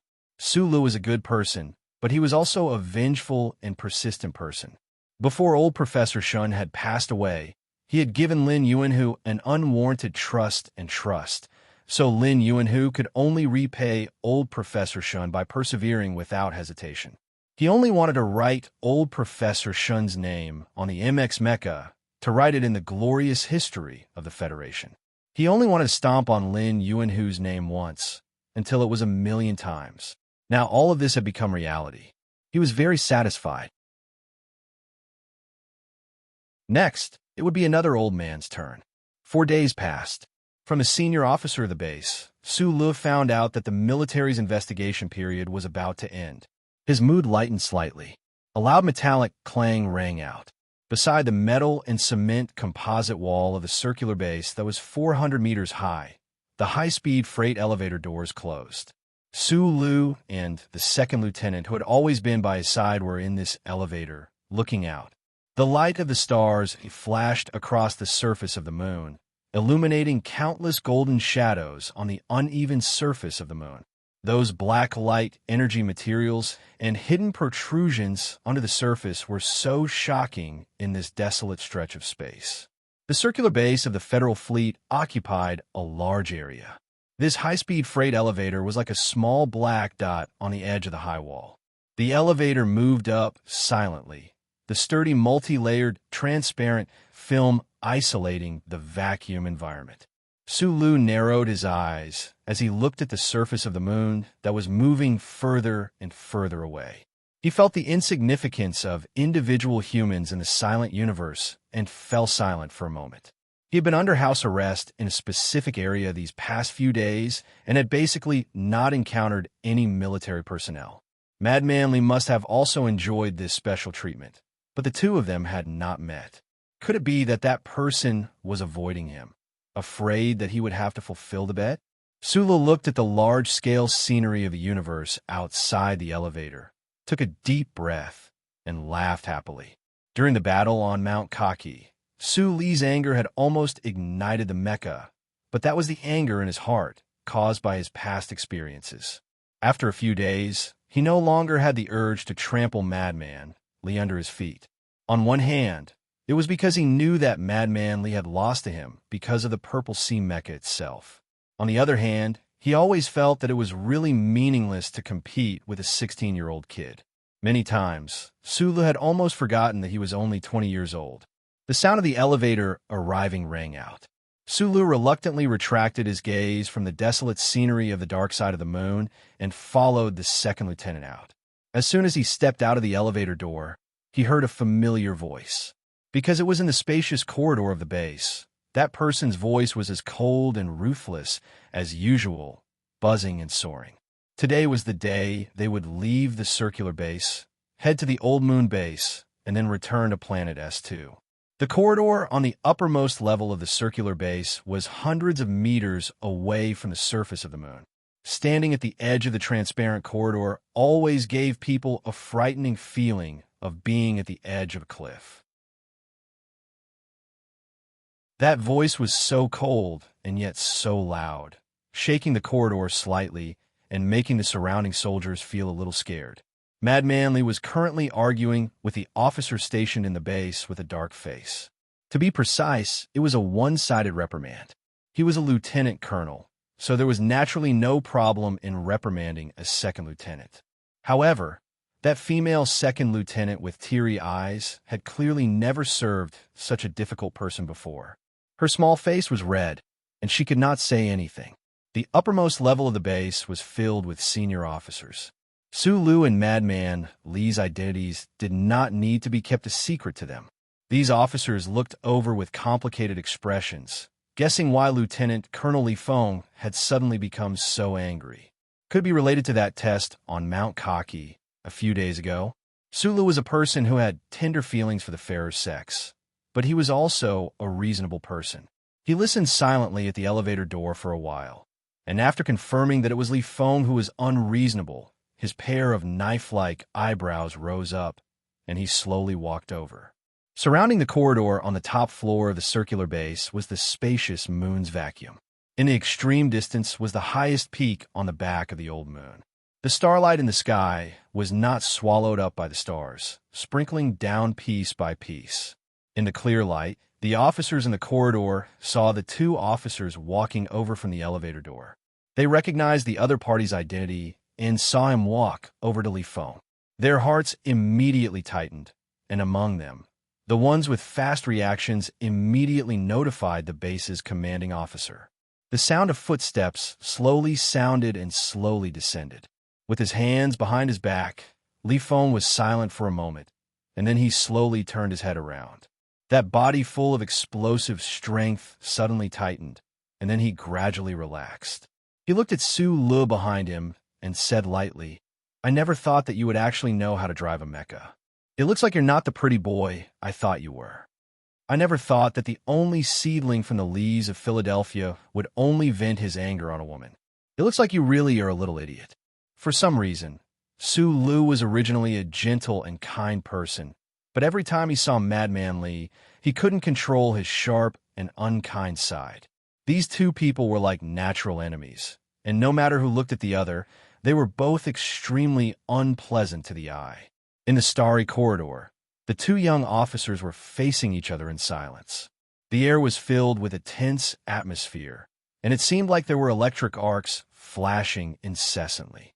The female second lieutenant, who had been reprimanded by Madman Lee until her eyes were brimming with tears, actually forgot her own sadness at this moment.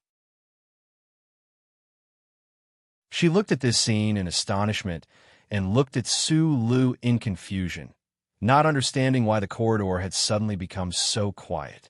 A hint of coldness flashed across Madman Lee's childish face, and he slowly said, "You should know better than anyone that if it weren't for those bunch of trash from the Academy of Science, you wouldn't have been able to survive on Cocky Peak."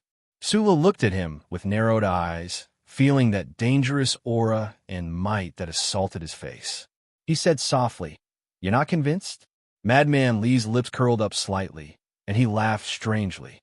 "If it were you, would you be convinced?" Su Lu was silent for a long time, and then he suddenly smiled and said, "What's the use of not being convinced? You still have to call me uncle." Madman Lee's expression suddenly changed.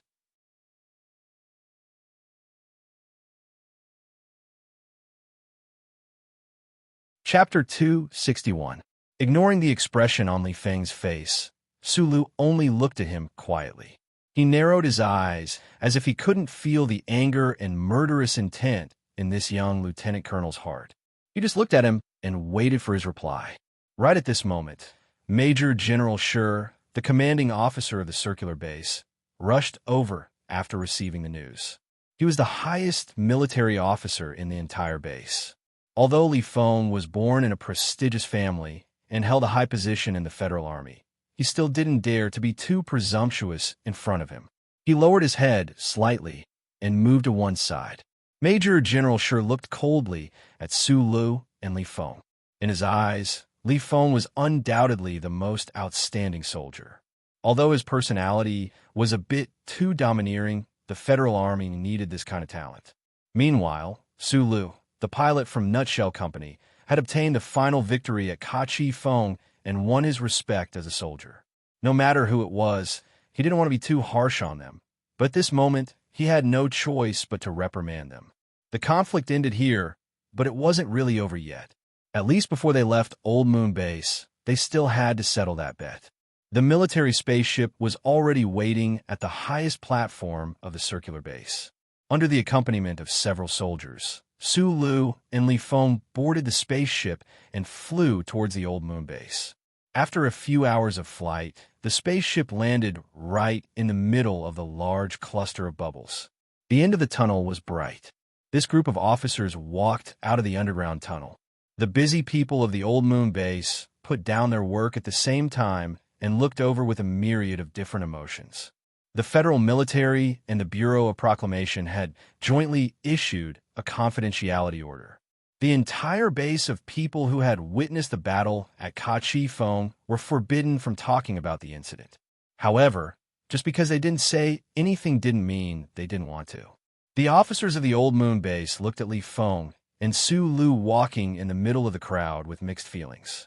They all knew about the bet of this mecha battle and wondered if the successor of the God of War was really going to lower his head to that skinny technical supervisor. When they reached the living area, the two sides had to separate. At this moment, Madman Lee suddenly stopped. Sulu also stopped his footsteps, turning his head to look at this young lieutenant colonel's tall and sturdy back, not saying a single word. Li Feng slowly turned around. After a long silence, he took a deep breath and said in a normal voice, "Uncle Su, I hope we can meet again in the future." Sulu was slightly stunned, and then he smiled. His smile was particularly bright, and his eyes were like crescent moons. He said, "You have to call me uncle when we meet. I always thought that you would never want to see me again." The Old Moon Base's main hall, which had always maintained a silent and suffocating atmosphere, could no longer control their complex emotions after hearing these two sentences. The officers were not whispering to each other, but sighing in disappointment and helplessness. The officers who sent them to the circular base of the fleet were also speechless. When he saw Zhou Yu, Sulu knew that the military had done a very good job of keeping this test a secret. All the video recordings of the Cocky Peak had been sealed. Other than the few officers in the two bases, even the Shell Motor Company's technical team did not know who the pilot of the little white flower mecha was. Sulu originally thought that the military wanted to keep this a secret because they wanted to protect the glory of Face City's god of war, but he did not expect that it would also involve him. Thinking about it carefully, it was probably Lady Tai who had done some work. But why would Lady Tai do this? Sulu frowned and thought for a long time, but he still could not figure it out. 3 days ago, the Shell Motor Company's technical team had withdrawn S1 from the core area of base. The Shell Motor Company had specially left the CEO's spaceship behind to be responsible for bringing Sulu back to the surface. This kind of treatment and honor proved that the victory of this new mecha battle was very important to the Shell Motor Company. The spaceship's cockpit was not very big, but because there were only 2 people sitting inside, it was much more spacious. Looking at the outline of the old moon behind him that was getting clearer and clearer, Sulu thought about the thrilling experience of the past few days. He could not help but feel a little shaken. A small fry talking reason with the big shots of the Federation, and so happily at that. It was really a very satisfying thing, so much so that he did not want to think about the big trouble it might bring. After the waiter delivered the wine, he left. Zhou held a glass of wine in his hand and gently tasted it. Then he smiled bitterly and said, "Now that I think about it, you were right when you replaced me that day. If the one in the little white flower mecha was me, maybe we would have lost before we even reached the peak of Cocky Peak." Zhou had purposely stayed at the base to wait for him. Sulu looked at the complicated expression on Zhou's face and suddenly thought of the day when Bai Yulan was taken away by the Bureau of Proclamation. For excellent pilots like Zhou and Bai Yulan, missing out on the first real battle of the new mecha was really a regret that could not be made up for in life. Zhou seemed to have guessed what he was thinking. He finished the wine in his glass in one gulp and said with a smile, "It's a bit of a pity, but after watching the battle between you two, I don't feel too much about it." He looked at Sulu and shook his head ruefully. Last year at UA University, your mecha piloting skills were just SOSO. Only half a year has passed.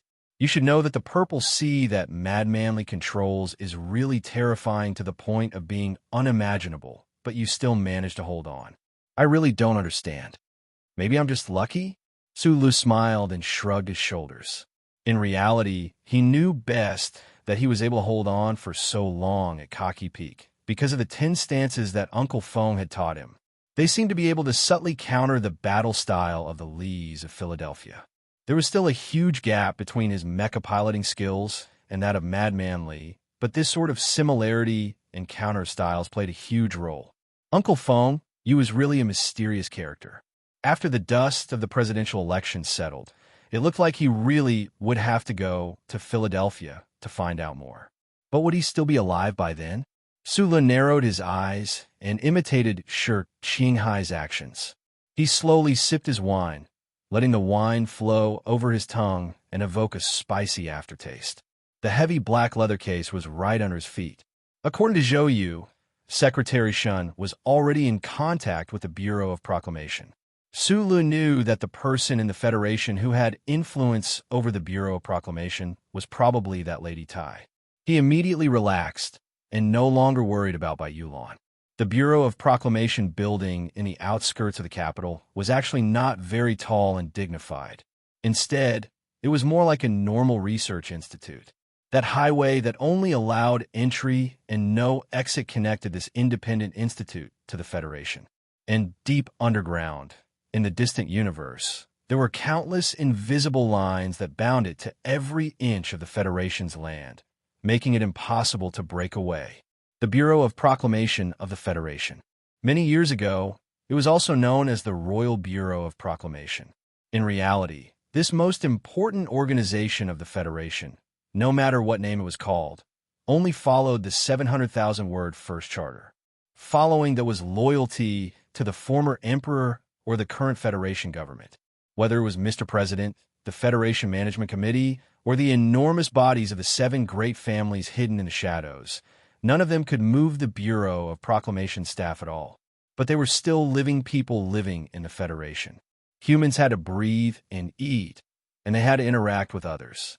There were conflicts of interest, and naturally, things that went against the principles of the Charter would happen.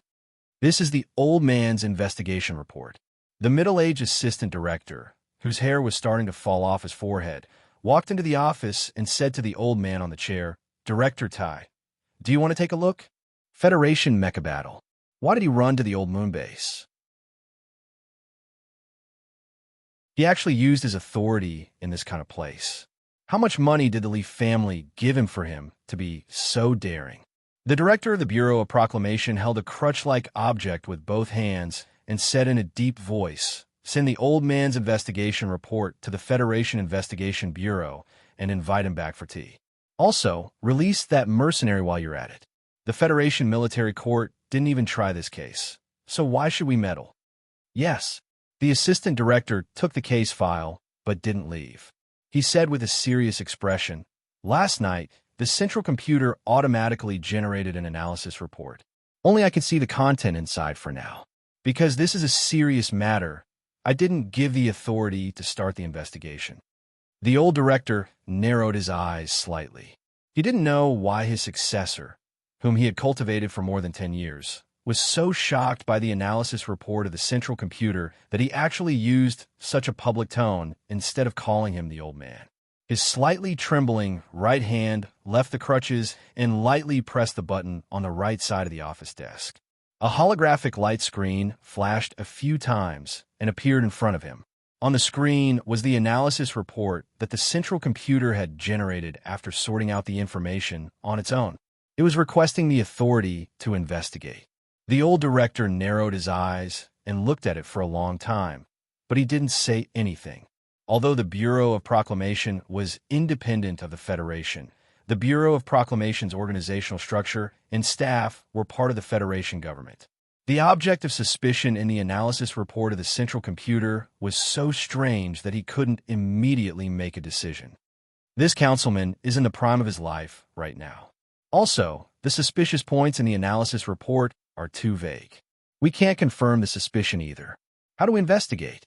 The old director sighed and said, "If we let those old men in the management committee know that we are investigating him, they might use the crime of breaking the unity of the citizens of the Federation to cut our funding for next year."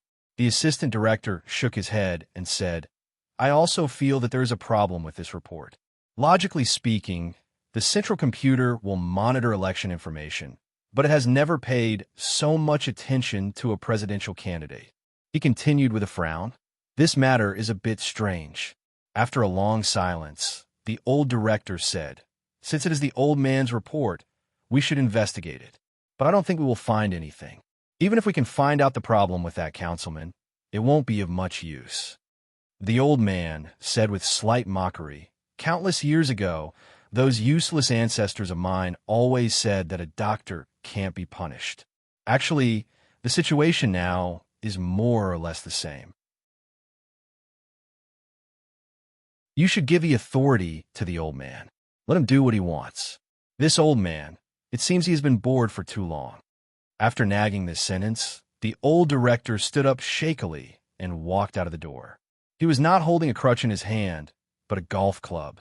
The Bureau of Proclamation would not allow the influence of the Federation to infiltrate. Thus, that high-ranking Bureau of Proclamation official who had gone to the Old Moon base had not even had the chance to enjoy the generous pension and manor in the Bermuda Star region provided for him by the Bureau of Proclamation before the Federation's Investigation Bureau was notified by the Bureau of Proclamation and brought back to S2 for tea. Director Gene and his assistant did not really understand why the Federal Central Computer would automatically generate a report for the presidential election. Actually, perhaps even the central computer itself did not really understand. That crystallization of human wisdom that had been through the baptism of who knew how many years was just mechanically or chaotically following a fixed program, arranging the sequence, collecting information, sensing the first to contact the target, to confirm the target's safety, to confirm the target's command authority, and then, in the spaceship, Sulu woke up abruptly. He wiped away the cold sweat on his forehead and gulped down a few mouthfuls of ice water with some lingering fear. At this moment, the victory of the Mecha Standards competition, Lin Yuanhu's infamous reputation, Professor Shin's consolation, and Madman Li becoming his nephew. These exciting events did not make him feel happy at all. Just like on the spaceship on the back of the old moon, Sulu once again fell asleep during the journey. And once again he dreamt. Once again, he kept thinking about Senator Macklin in his dream, but the final color of the dream turned into the most frightening black. In the black dream, that existence that called itself Old Thing appeared once again. This time, it did not actively contact him to confirm, but instead followed that reciprocating pathway and began to talk to him. Did he say something in the dream, or did he say something in his mind? Sulu gulped down large mouthfuls of ice water, a hint of fear flashing through his eyes. This time, he was really dreaming, unlike that time when he was awake in a laboratory. He could not recall the feelings in the dream. What one thinks in the day, one dreams at night. Sulu thought silently, thinking that what he wanted most now was, of course, to trample Senator Macklin to the ground, just like how he had trampled on Lin Yuanhu a few days ago. A soft electronic sound rang out, reminding the two passengers in the cabin that they were about to enter the atmosphere of Planet S1. Please fasten your seatbelt and do not drink. The sound woke Sulu from his thoughts.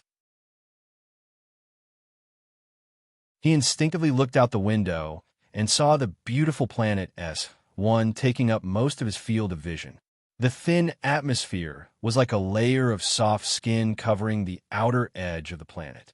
Outside the pale white boundary of the atmosphere, satellites of various types and purposes were suspended in their respective orbits, like haystacks in a wheat field. Among them, those surveillance satellites that were painted black were extremely inconspicuous. Just by relying on their high-energy batteries, these surveillance satellites seemed to be able to fly forever in space. This was part of the Federation's electronic surveillance network, part of the glory of the Charter. These are the eyes of that old thing. Zhou, you noticed that Su Li's face was a little pale, and cold sweat was flowing down. He frowned and asked, "Did you have a nightmare?" He then smiled and comforted him. "I know that the last few waves of attacks from the Purple Sea were a little scary, but in the end, you won." Sulu squinted at the satellites outside the window and shook his head. "No, there are too many things in this universe that are scarier than Madman Li."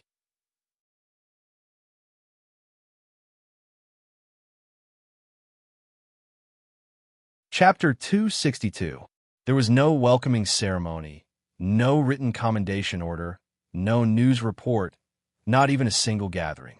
Sulu returned to his apartment in the Wangdu district and sat alone on the sofa, eating his instant meal box and staring blankly at the news on TV. Only after several hours had passed did he finally shake off this somewhat absurd state of mind. No matter what the color of the dream was, since that dream kept happening, then it was really not a good choice to keep thinking about it, to the point where his face was pale, his body was thin, and in the end he had coughed up blood and died.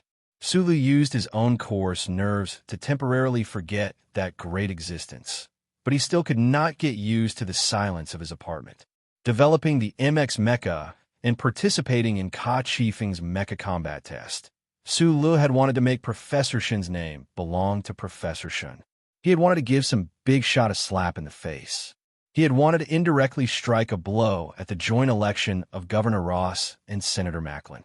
However, he was still a young man after all. After Nutshell Company had successfully obtained the Federation's new mecha standards, as the most important participant, he had actually been forgotten by the entire Federation. Not to say that he would feel resentment, but it was still somewhat difficult to understand.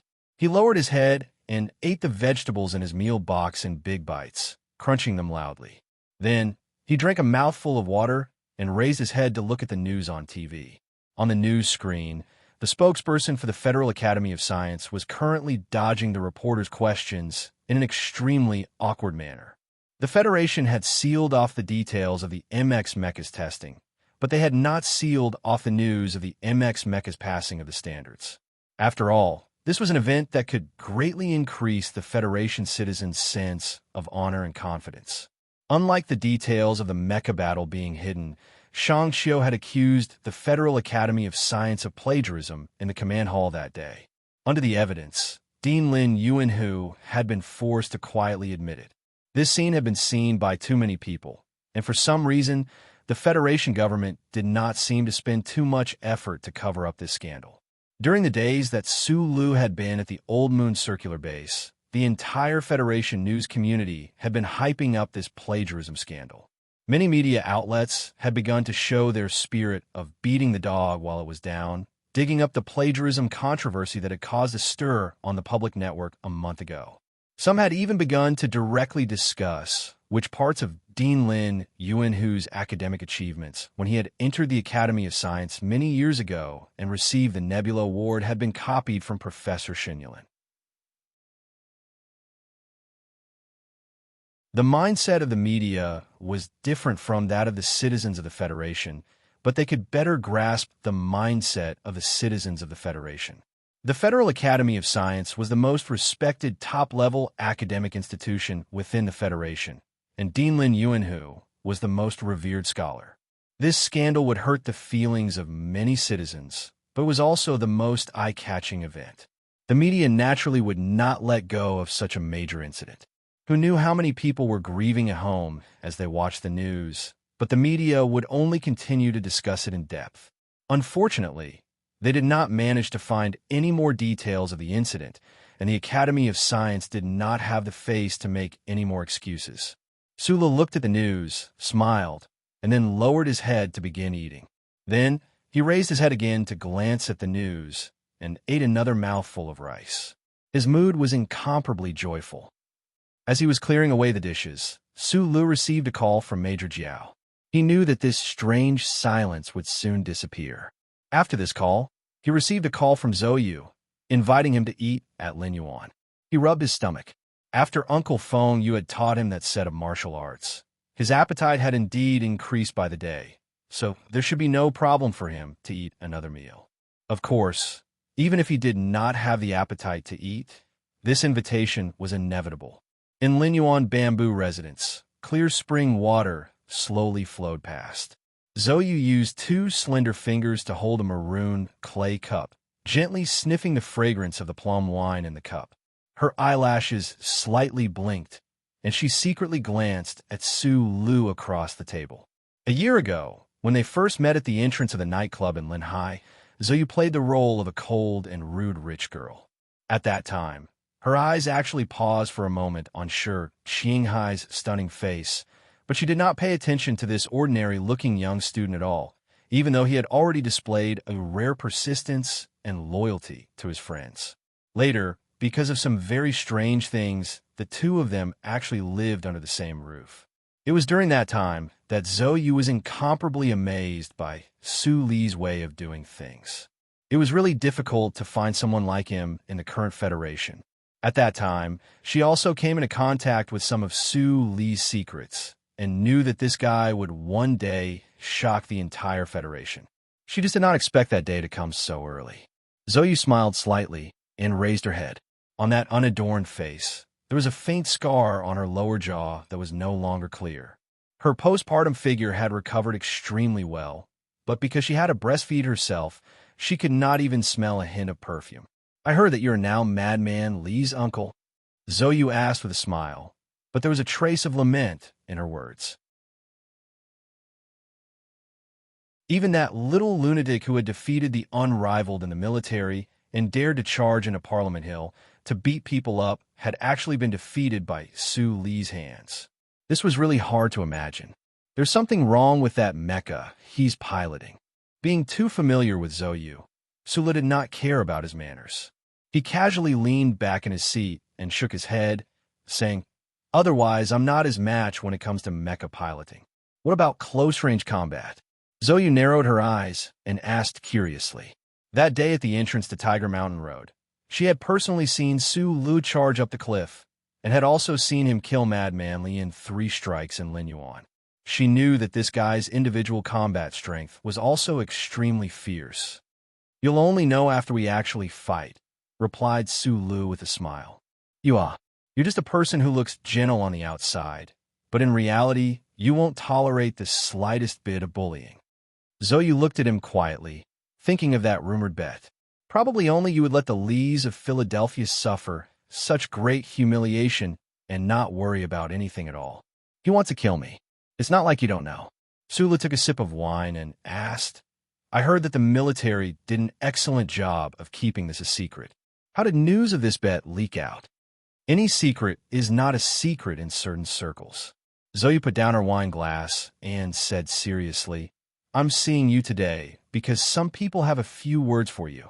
There are many people who don't know, but you're now already a captain in the Ministry of Defense's General Assembly Base. Based on your results this time, it wouldn't be a problem for you to be directly promoted to Lieutenant Colonel, but it was suppressed by the higher-ups. Major Zhao already called me just now to explain, replied Su Lu. Zhou said with a trace of apology. The Nutshell Company originally prepared a very generous reward, but other than the bonus, the rest was also suppressed. Even now, many people still don't know that the person who defeated the mecha from the Federal Academy of Science was you. Su Lu was silent for a long time, then suddenly opened his mouth to say, I feel a little uncomfortable, but you also know that I don't really care about these things. I don't like this attitude. When it's time to fight, you should fight. Zhou paused for a moment, then said, but this time, you really shouldn't fight. This should be the madam's intention. Su Li's expression didn't show much surprise. He had heard Zhou mention this once at the old moon base. After returning to S1, he had also thought about this problem in his apartment, using the Federation government and the military to protect the reputation of the Lees of Philadelphia, while at the same time hiding himself as much as possible. The only person who had the ability to do this was that Lady Tai. However, he didn't know why Lady Tai did this. Su Lu thought of Shang Qiao. Could it be that the accusation of plagiarism in the command hall made the Tai family feel that he was too difficult to control? However, Lin Yuanhu's loss of power would be a great help to Senator Pabre's presidential campaign. The Tai family should be very clear about this, and a reaction to the Federation's press these past few days also proved this point. I haven't seen the madam recently, but according to my speculation, part of the reason should be related to your accusation of Lin Yuanhu. Zhou lowered her eyes slightly and ate the food that Su Lu had ordered for her. She said, You probably didn't pay attention to the name Lin Yuanhu. Dean Lin is actually a distant relative of the Lin family. There may be disputes between the 7 major families of the Federation, but it's very rare for them to be as ruthless as what you did this time. You directly knocked Dean Lin down to the ground and even stepped on him a few times. The madam might be a little unhappy with your behavior of acting on your own without asking for permission. Lin Yuanhu? Lin Banshan, Lin Dohai. Su Li's eyes narrowed. There were too many people with the surname Lin in the Federation. He really didn't think that Lin Yuanhu would be related to one of the 7 major families, the Lin family. He suddenly remembered that he was sitting in the middle of Lin Yuan. In this world, how could there be so many Lin Yuan? He lowered his head, laughed at himself, and said, Ask for permission? The madam really does think of me as a member of her family. Isn't that so? Zhou quickly retorted, bringing with her a bit of original aggressiveness. Su Lu had long since gotten used to her tone of voice. In the past year, Zhou had always acted as his analyst, helping him analyze the situation and determine which way to go. Even as early as when the conflict of data in the laboratory had just occurred, she had pointed out that there was a presidential election behind this matter, which had been a great help to him. Of course not, Su Lu said after a moment of silence. Everyone is an independent person, isn't that right? People are people of society. Zhou shook her head and reminded him, if you just want to muddle along for the rest of your life, you can still protect yourself. But if you want to rise up in the Federation and stick to your principles, you will only suffer a lot. Let's not talk about this anymore. Su Lu suddenly thought of something important and said seriously, 2 days after Lu Huo was born, I received a message from Shi Qinghai. That guy is secretly investigating Senator Macklin. I have already passed some important evidence to Shun Li. After that, I couldn't contact him anymore, but I believe that he should be living quite well." Zoyu's thin eyebrows furrowed beautifully. After a long silence, she laughed softly and said, "What can that hooligan find out? I've said before, you better not mention this name in front of me." Little Lu's parents were a very unfamiliar couple, but Sulu kept telling Shi Qinghai's story in front of Zoyu. In Zoyu's heart, that Shi Qinghai's appearance gradually became clearer, and he didn't seem like a stranger. But she would often rationally think that the spy wandering in the Federation would definitely not be as familiar with her as she was with him. This was a tongue-twisting sentence, but it explained a heart-wrenching truth. Thus, she didn't want to hear that name again and didn't want to have anything to do with that person. Mr. Shi is a very impressive guy. Sulu thought of his good friend, who had always been taking great risks and doing things that couldn't be exposed in the dark for the sake of the light, and a sense of respect welled up in his heart.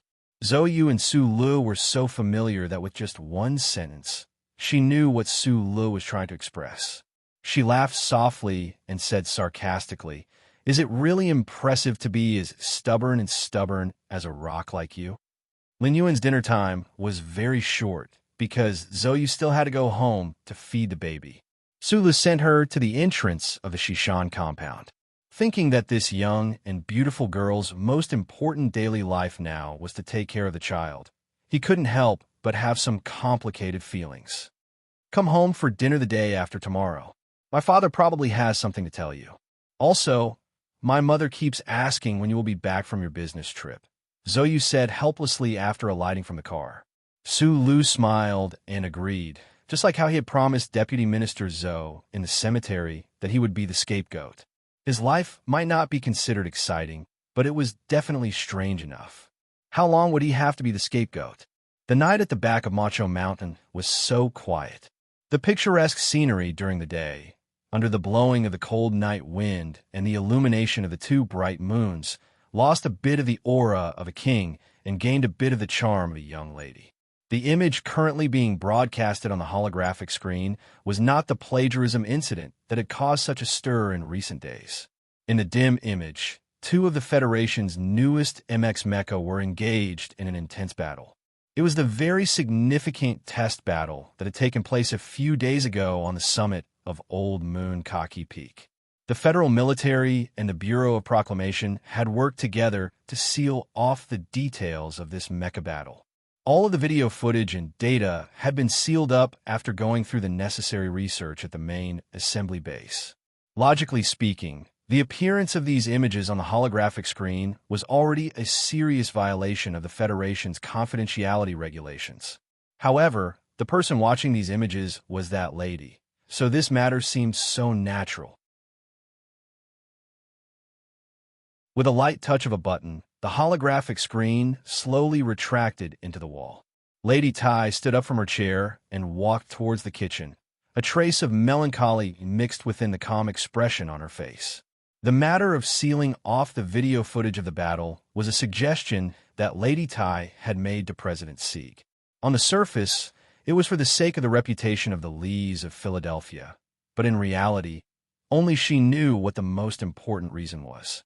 The slightly trembling body of the white mecha in the image was so familiar. Although it was only for an instant, it was deeply imprinted in her eyes. Most of the people who had seen that person operate the mecha were already dead, but there were still some people who were still alive. That daring brat. Was he not afraid of dying a horrible death?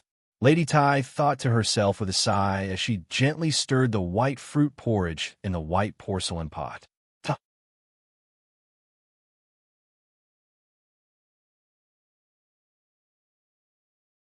Chapter 263.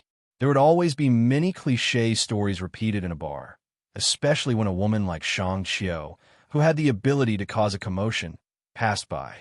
However, Sulu always thought that he was not qualified to compete with others for a woman's affection, so the heavens would not arrange such a cliché story for him. But just as he walked a few steps out of the booth, he saw Shang Qiu snatch a glass of wine from the bar beside her and splash it directly on someone's face. Sulu was slightly shocked. He rushed to Shang Qiu's side and held her arm. It was slightly cold to the touch, and the back of his hand was tender and smooth. It was quite moving. "Are you okay?" He did not have time to see who was on the other side of the conflict.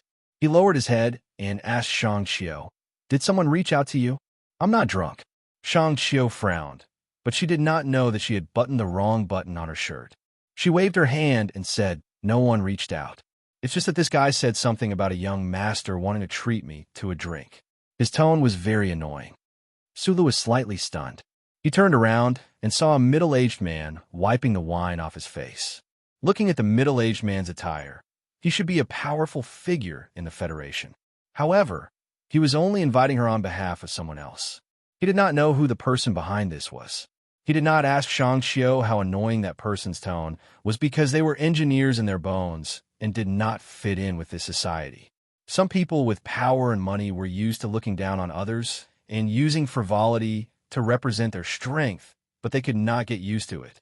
Of course, Sulu was not worried that he would not be able to clean up the mess later. Although his role in the development of MX was forcefully suppressed by the government, Shang Qiu and the Nutshell Engineering Department's contributions were already set in stone.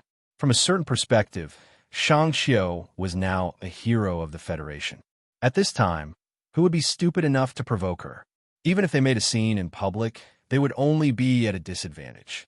"I just want to invite this young lady up for a drink on behalf of my young master. I don't know why I received such rude treatment." The middle-aged man standing not far away wiped the wine off his face and angrily asked. Sula knew the details of the matter, so naturally, he couldn't answer.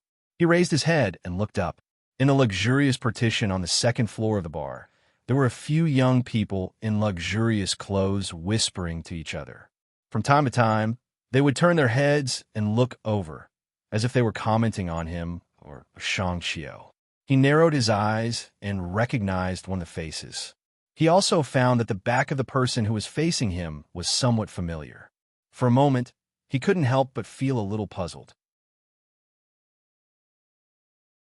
Although this bar was the most famous high-end nightclub next to Capital University, with the identity of the young man's family, he shouldn't have come to such a place. He didn't want to cause trouble, but he wouldn't torture himself to apologize to the middle-aged man in front of him.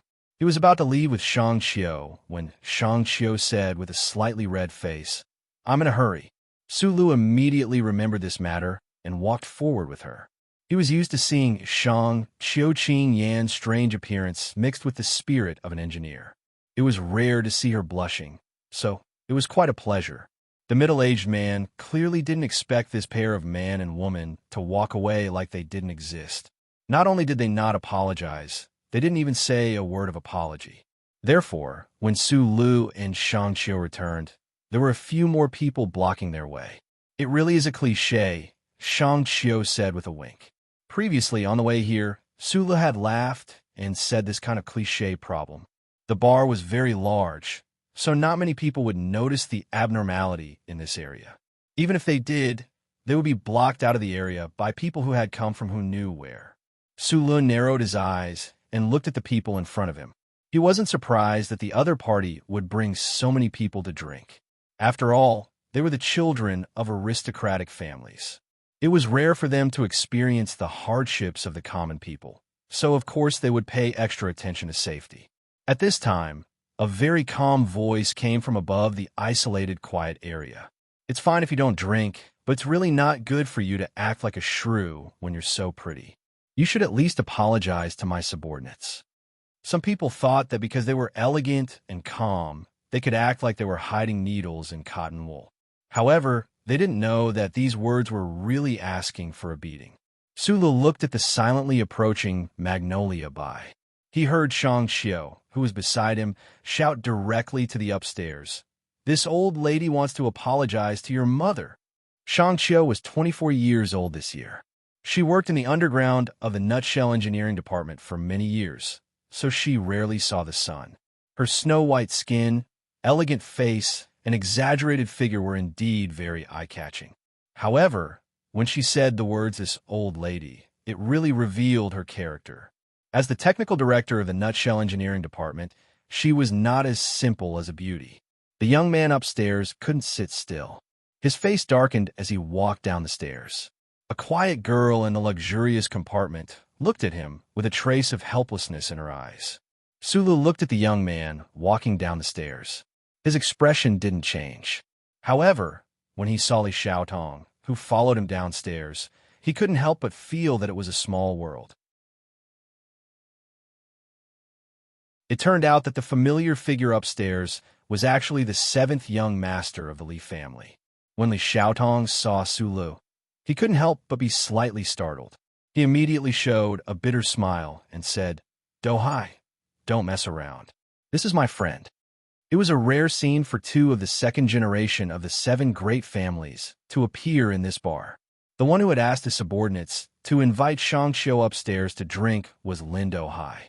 Lin Do Hai's trip was originally to visit Lady Tai at the back mountain of Macho according to his family's wishes.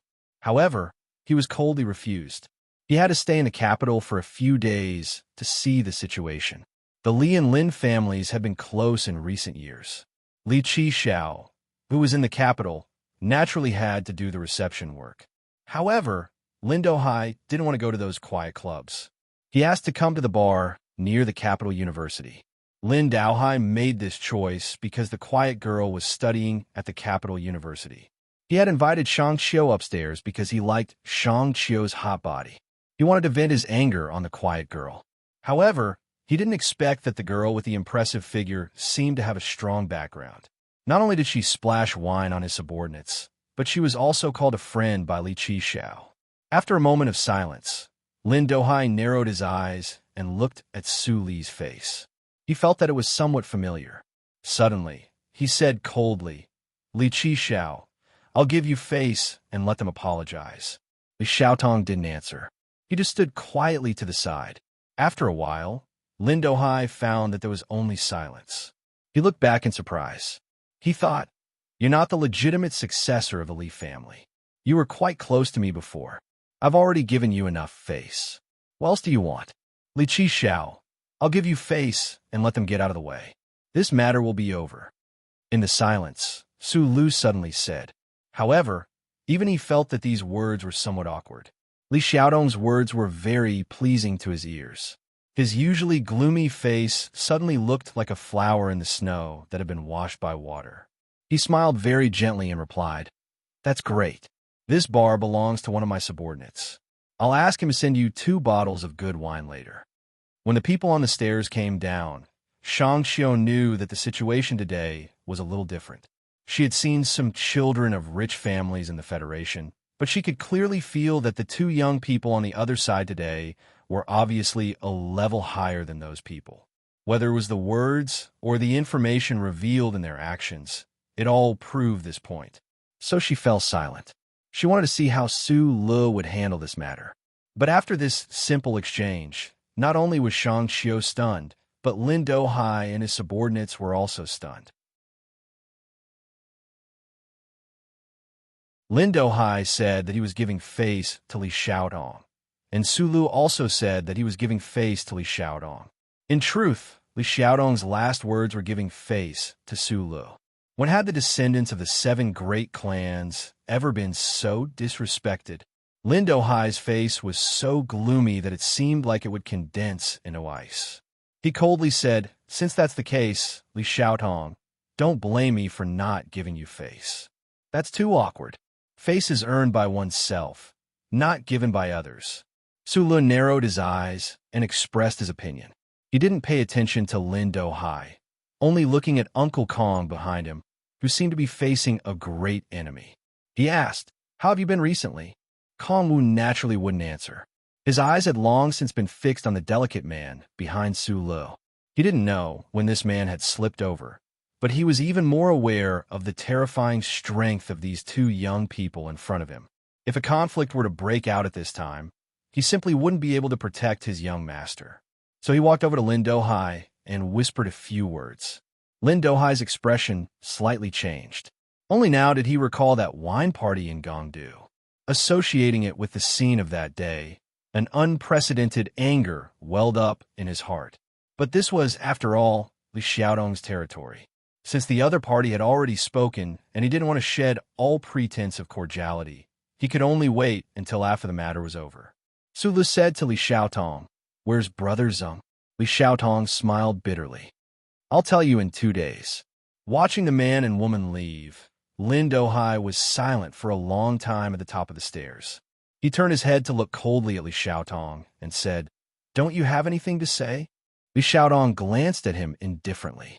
He didn't need to explain anything, but he knew that this person had remembered Su Lu. In order to help Su Lu reduce some of the trouble, he opened his mouth and said, He is Su Lu. Su Lu. Lin Dohai repeated this name silently in his heart, thinking that he understood Li Xiaotong's fear. The inside story of the mecha battle had been sealed, but it couldn't stop existences like the 7 great families from finding out the details. In his impression, this was an even crazier fellow who had forced Madman Li to call him uncle. Li Xiaotong ignored him and walked up the stairs, a cold smile on his lips. He thought to himself, the girl you wanted to force up to drink with is probably Shangqiu from Nutshell. Even your family's Dean Lin was flipped over by this woman. So what do you count for? Lin Dohai stood where he was, unmoving. With the mention of Su Li's name, he thought of many things, including the commotion caused by the mecha battle a few days ago. The double humiliation made it impossible for him to stay in this bar any longer. Especially when he thought of that quiet girl who had been watching this scene from upstairs, he felt even more furious. He stormed off with his subordinates in a huff. Dohai still has a childish temper. I hope he can change it after marriage, said Li Xiaotong as he looked at the quiet girl on the sofa. My engagement with him has already been annulled, but he came to school to see me today. After all, we've known each other since we were young. Plus, he knew you were here too, so I didn't reject him. But I didn't expect him to lose his composure like this. The quiet girl gently brushed her fluffy black hair, a trace of sadness in her beautiful eyes. It was Nan Xiangmei. Annulled? When did this happen? Li Xiaotong frowned. The annulment of the marriage alliance between the Lin family and the Nan family was naturally a big deal. Why hadn't there been any news about it? Nan Xiangmei didn't want to explain these personal matters, and it was even more inconvenient to say that Lin Banshan had boarded the train in the middle of the night. After all, this wasn't a glorious story for the two families. She gently blinked her eyes and suddenly asked curiously, The person downstairs was Su Lu, right? Are you familiar with him? You know Su Lu? Li Xiaotong was surprised again. He felt that Su Lu was a person he couldn't see through. How could an ordinary Federation citizen seem to know people from the 7 great families? Nan Xiangmei sat quietly and said softly, I guess you can say that. Then she nodded vigorously, as if she wanted to use this cute action to express her confirmation of this matter. I met him on the train. Nan Xiangmei smiled, revealing her pearly white teeth. She wasn't familiar with Li Xiaotong, but she found that he seemed to know that person. He's an engineer for Nutshell. How do you know him? Li Xiaotong's hand that was holding the wine glass slightly stiffened. He thought of the racing in the suburbs of Wangdu and the knife light in the Ivy Garden. He couldn't help but laugh at himself and said softly, He's the biggest investment I've made in my life, and from the looks of it, it should be a steady profit.